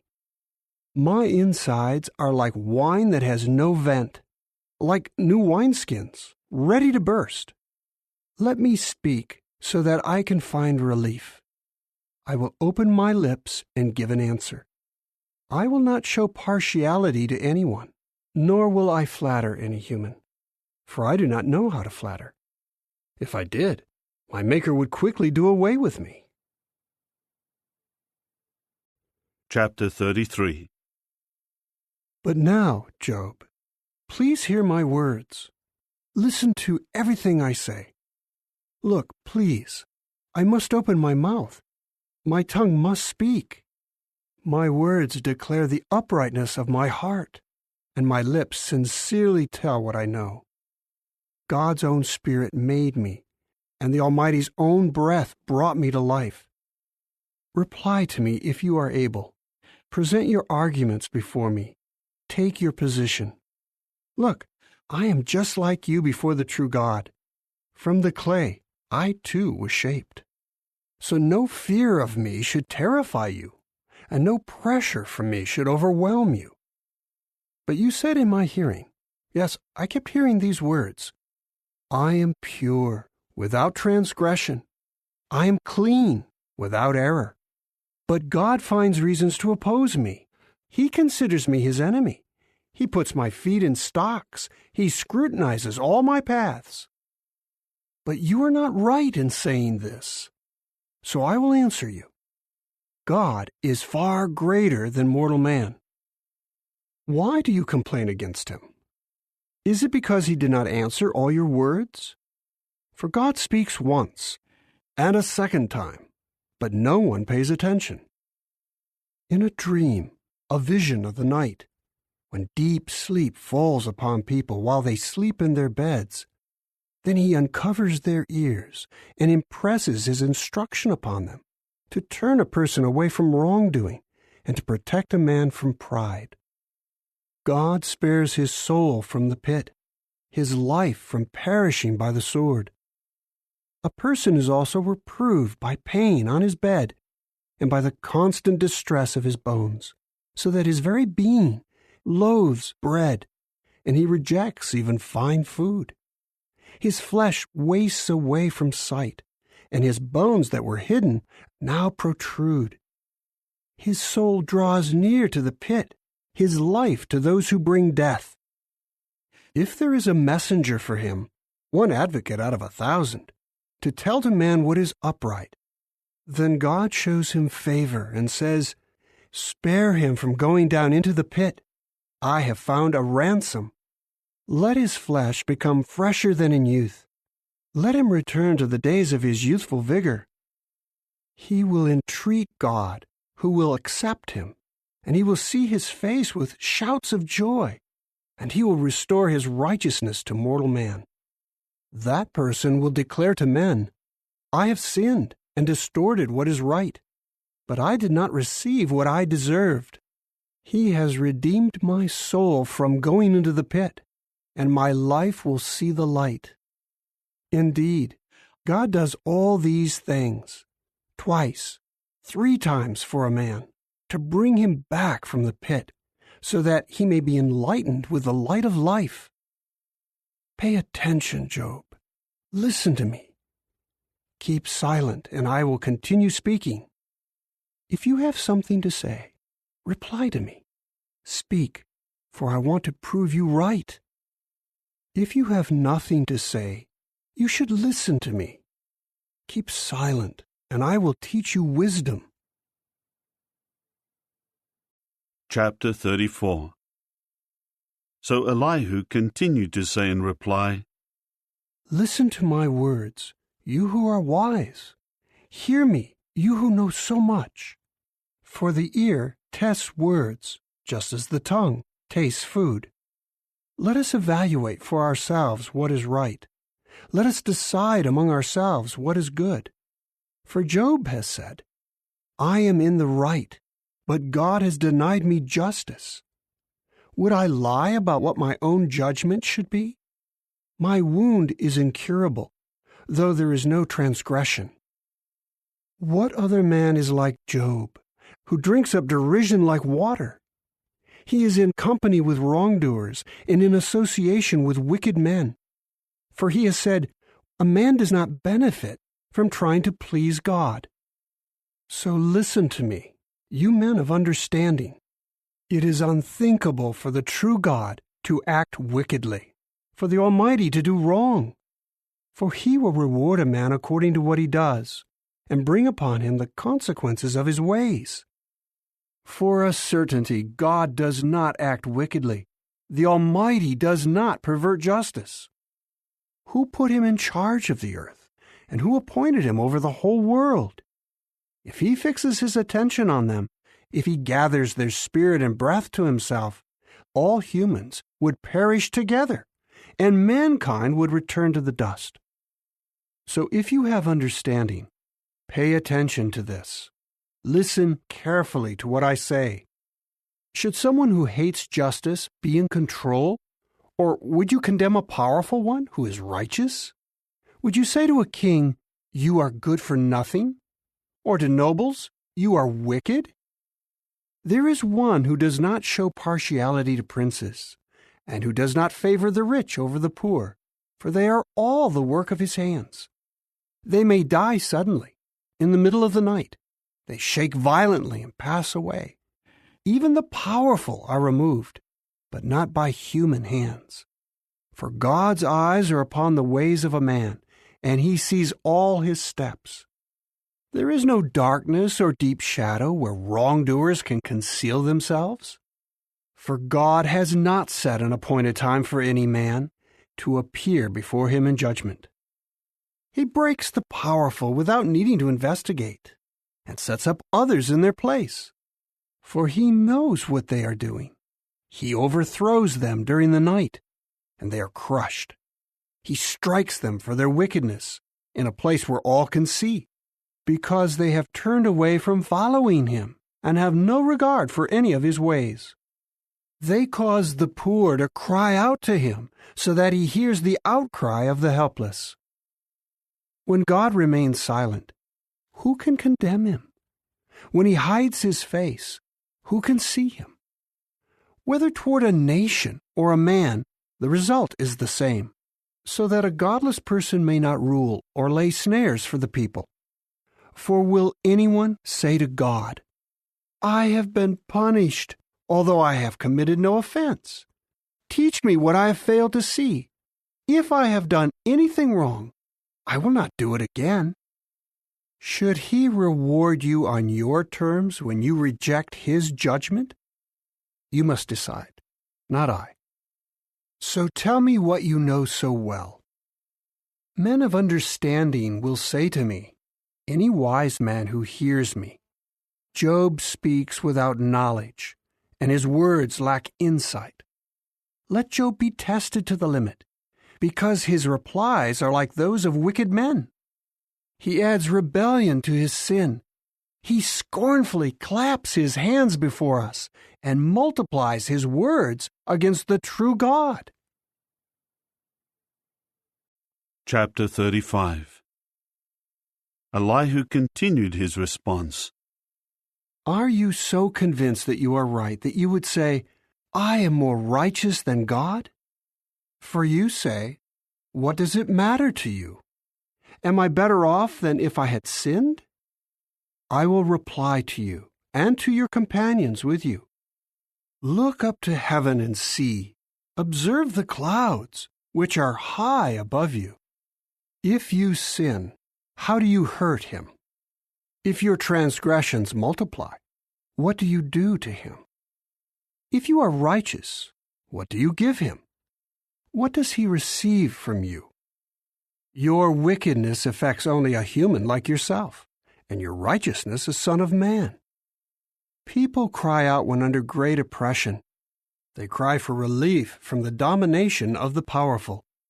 But no one says, where is God, my grand Maker, the one causing songs to be sung in the night? He teaches us more than the beasts of the earth, and he makes us wiser than the birds of the heavens. People cry out, but he does not answer. because of the pride of the wicked. Surely God does not hear an empty cry. The Almighty does not pay attention to it. How much less, then, when you complain that you do not see Him? Your legal case is before Him, so you should wait anxiously for Him. For He has not angrily called for an accounting, nor has He taken note of your extreme rashness. Job opens his mouth wide in vain. He multiplies words without knowledge. Chapter 36. Elihu continued, Be patient with me a little longer while I explain, for I still have words to speak on God's behalf. I will speak comprehensively about what I know, and I will ascribe righteousness to my Maker. Truly, my words are not false. The one perfect in knowledge is here before you. Indeed, God is mighty and rejects no one. He is great in His power of understanding. He will not preserve the lives of the wicked, but He gives justice to the afflicted. He does not take His eyes off the righteous. He enthrones them with kings, and they are exalted forever. But if they are bound in shackles and caught in ropes of affliction, He reveals to them what they have done, their transgressions caused by their pride. He opens their ears to correction and tells them to turn away from wrongdoing. If they obey and serve Him, they will live out their days in prosperity, and their years will be pleasant. But if they do not obey, they will perish by the sword and die without knowledge. The godless at heart will harbor resentment. They do not cry for help even when He binds them. They die while still young, spending their life among male temple prostitutes. But God rescues the afflicted during their affliction. He opens their ear when they are oppressed. He draws you away from the brink of distress to a broad space, free of restriction, with rich food on your table as consolation.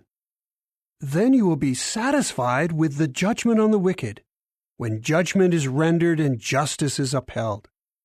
But take care that rage does not lead you into spitefulness, and do not let a large bribe lead you astray.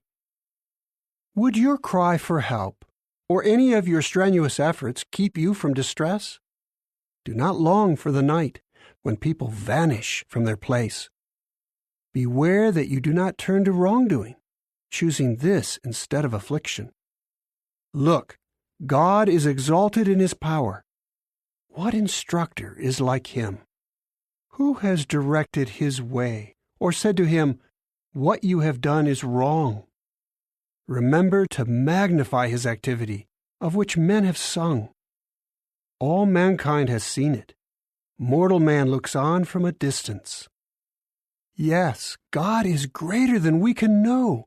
The number of His years is beyond comprehension. He draws up the drops of water. They condense into rain from His mist. Then the clouds pour it down. They shower down upon mankind. Can anyone understand the layers of clouds? The thundering from His tent? See how He spreads His lightning over it and covers the depths of the sea.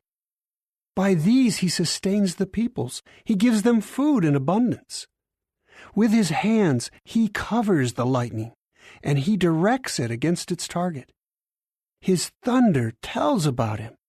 Even the livestock tell who is coming. Chapter 37. At this my heart pounds and leaps from its place.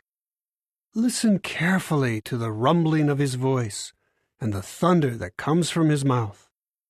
He unleashes it under the entire heavens and sends His lightning to the ends of the earth.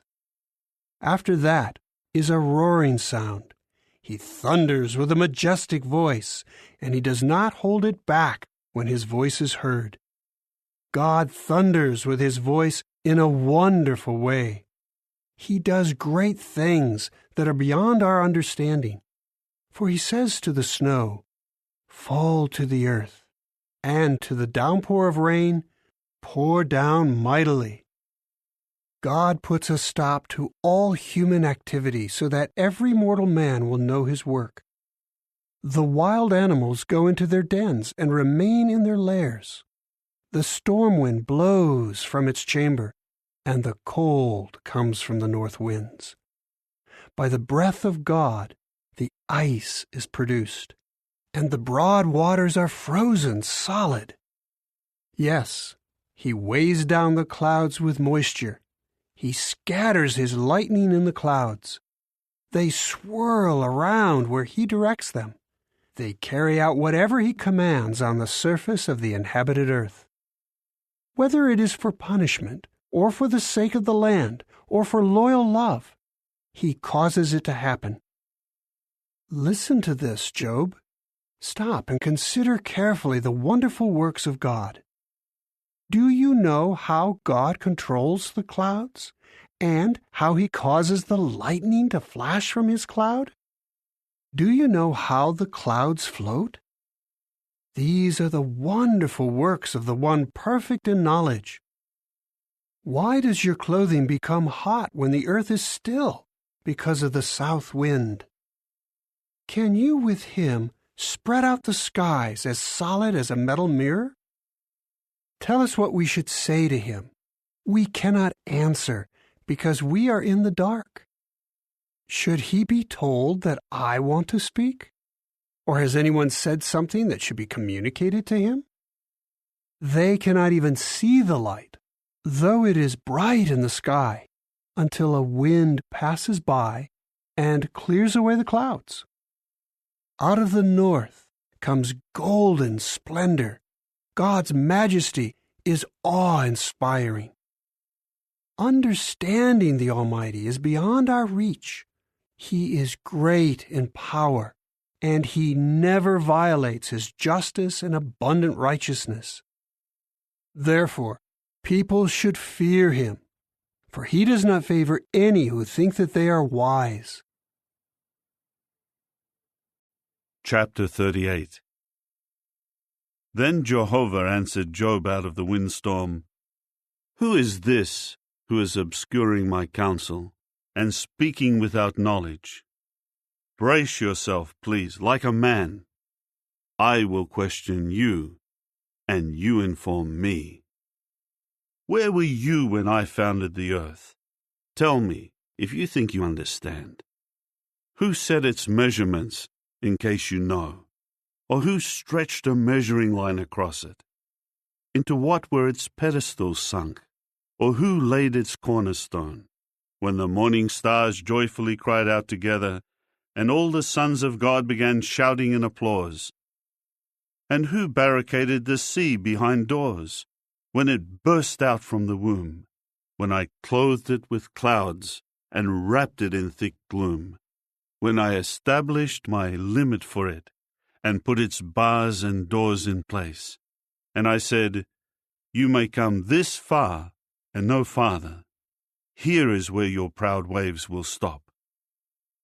Have you ever commanded the morning, or made the dawn know its place, to take hold of the ends of the earth, and to shake the wicked out of it?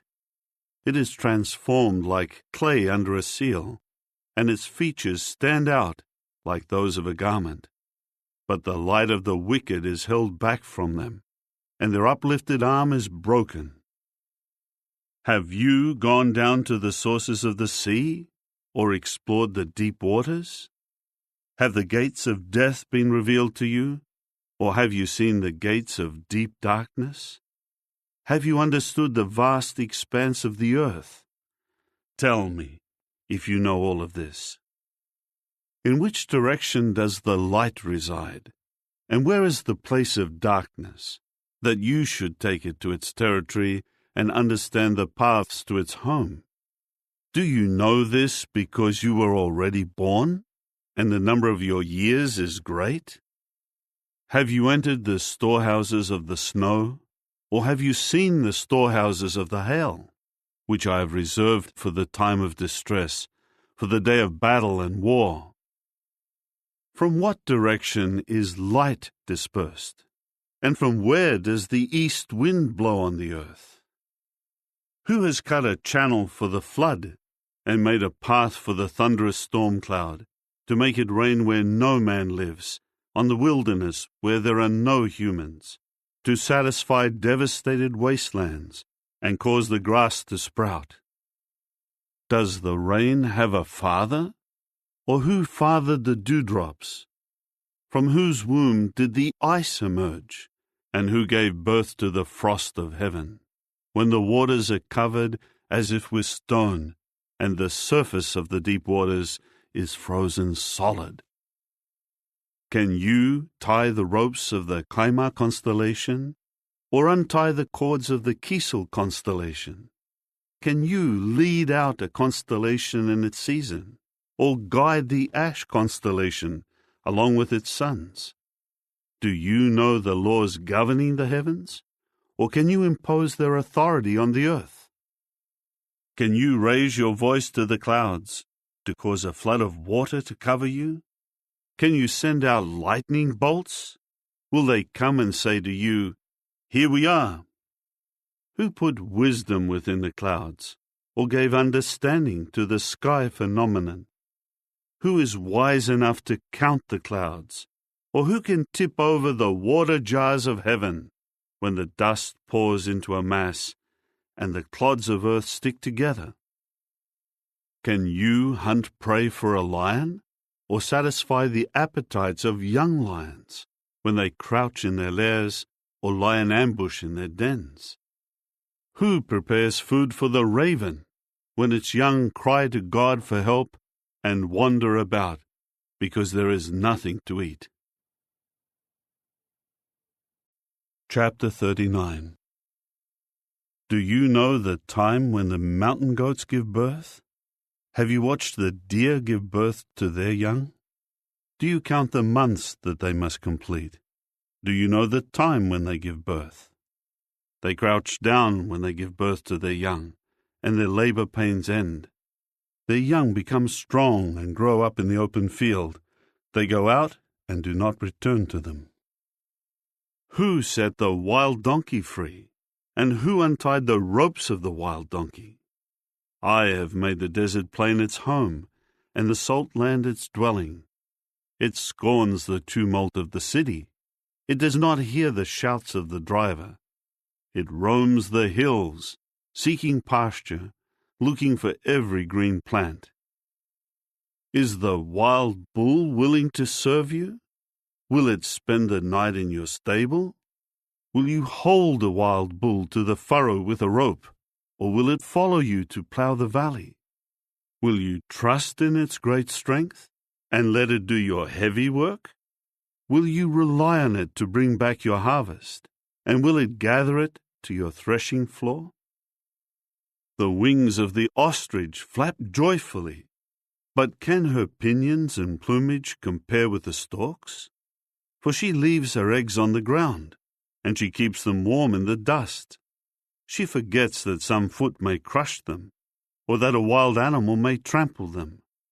She treats her sons harshly as if they were not hers. She has no fear that her labor may be in vain, for God has deprived her of wisdom and given her no share in understanding. But when she rises up and flaps her wings, she laughs at the horse and at its rider. Are you the one who gives the horse its strength? Do you clothe its neck with a rustling mane? Can you cause it to leap like a locust? Its majestic snorting is terrifying. It paws the ground in the valley and exults mightily. It charges into the battle. It laughs at fear and is afraid of nothing. It does not turn back because of the sword. The quiver rattles against it, the spear and the javelin flash. Trembling with excitement, it surges forward. It cannot stand still at the sound of the horn. When the horn blows, it says, "Aha!" It smells the battle from afar and hears the shouting of commanders and the battle cry. Is it by your understanding that the falcon soars, spreading its wings to the south? Or is it at your order that an eagle flies upward and builds its nest high up, spending the night on a cliff, dwelling in its stronghold on a rocky crag. From there it searches for food. Its eyes look far into the distance. Its young sip up blood, and wherever the slain are, there it is. Chapter 40. Jehovah continued to answer Job. Should a fault-finder contend with the Almighty? Let the one who wants to reprove God answer. Job said in answer to Jehovah, Look, I am unworthy. What can I reply to you? I put my hand over my mouth. I spoke once, but I will not answer again. Twice, but I will say no more. Then Jehovah answered Job out of the windstorm. Brace yourself, please, like a man. I will question you, and you inform me. Will you call into question my justice? Will you condemn me so that you may be right? Do you have an arm as powerful as the true God's? Or can your voice thunder like his? Adorn yourself, please, with glory and majesty. Clothe yourself with dignity and splendor. Release the fury of your anger. Look at everyone who is haughty and bring him low. Look at everyone who is haughty and humble him, and tread down the wicked where they stand. Hide them all in the dust. Bind them in the hidden place. Then even I would acknowledge to you that your right hand can save you. Here now is Behemoth, which I made as I made you. It eats grass like a bull. Look at the strength in its hips and the power in the muscles of its belly. It stiffens its tail like a cedar. The sinews of its thighs are woven together. Its bones are tubes of copper. Its limbs are like wrought iron rods. It ranks first among the works of God. Only its Maker can approach it with his sword. For the mountains produce food for it, where all the wild animals play. It lies down under the lotus trees, in the shelter of the reeds of the marsh. The lotus trees cast their shadow on it, and the poplars of the valley surround it. If the river is turbulent, it does not panic. It is confident, although the Jordan rushes against its mouth. Can anyone capture it while it is watching, or pierce its nose with a hook? Chapter 41. Can you catch Leviathan with a fishhook, or hold down its tongue with a rope? Can you put a rope through its nostrils, or pierce its jaws with a hook? Will it make many pleas to you, or will it speak gently to you?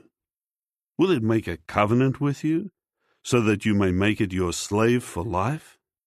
Will you play with it as with a bird, or tie it on a leash for your little girls? Will traders barter for it? Will they divide it up among merchants?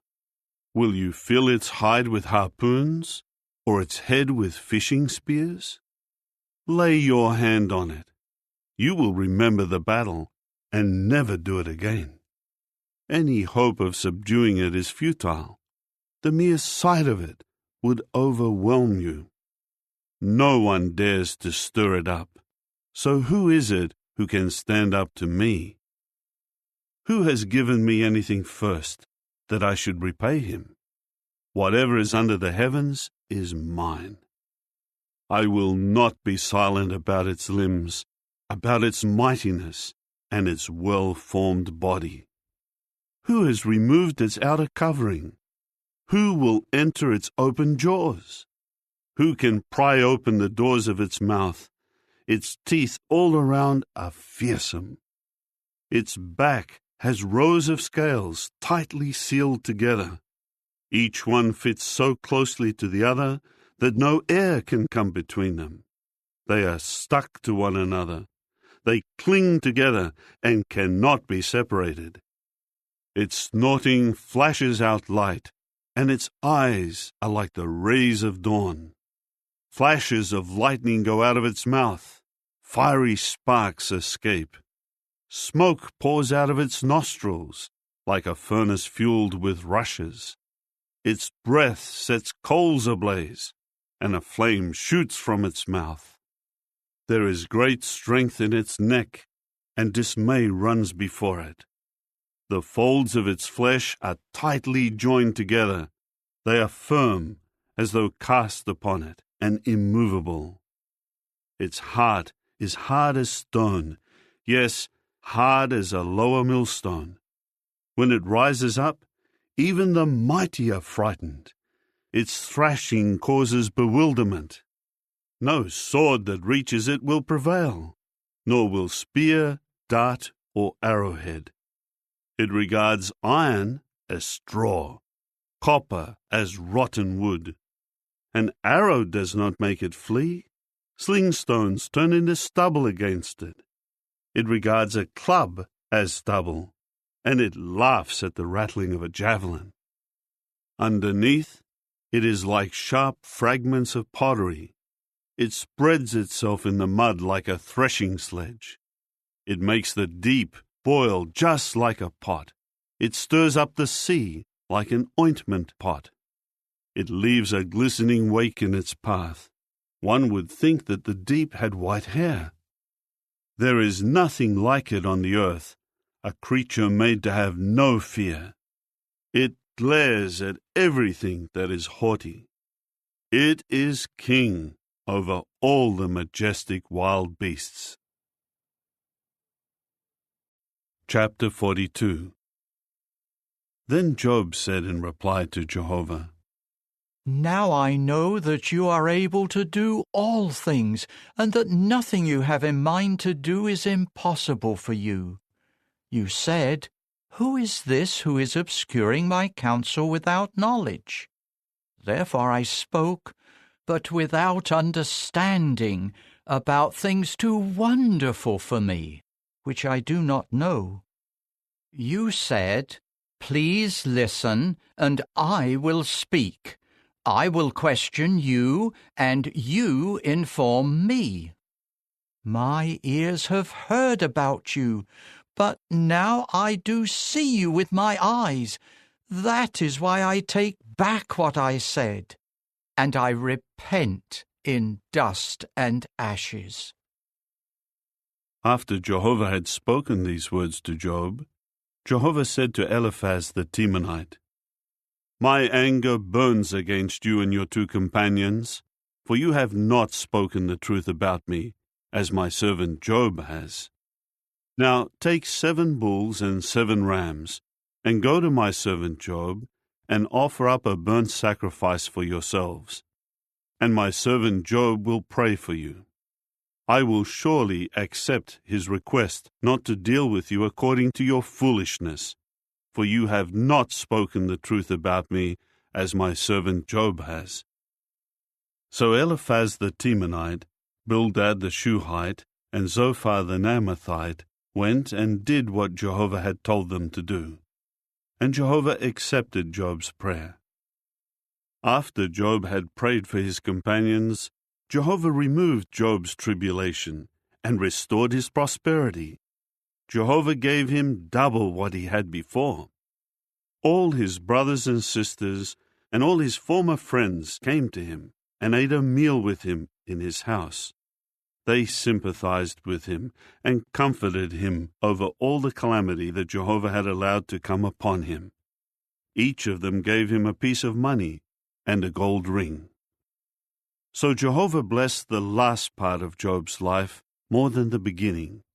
And Job came to have 14,000 sheep, 6,000 camels, 1,000 pairs of cattle, and 1,000 female donkeys. He also came to have 7 more sons and 3 more daughters. He named the first daughter Jemimah, the second Keziah, and the third Karen-Happuch. No women in all the land were as beautiful as Job's daughters, and their father gave them an inheritance along with their brothers. After this, Job lived for 140 years, and he saw his children and his grandchildren 4 generations. Finally, Job died after a long and satisfying life.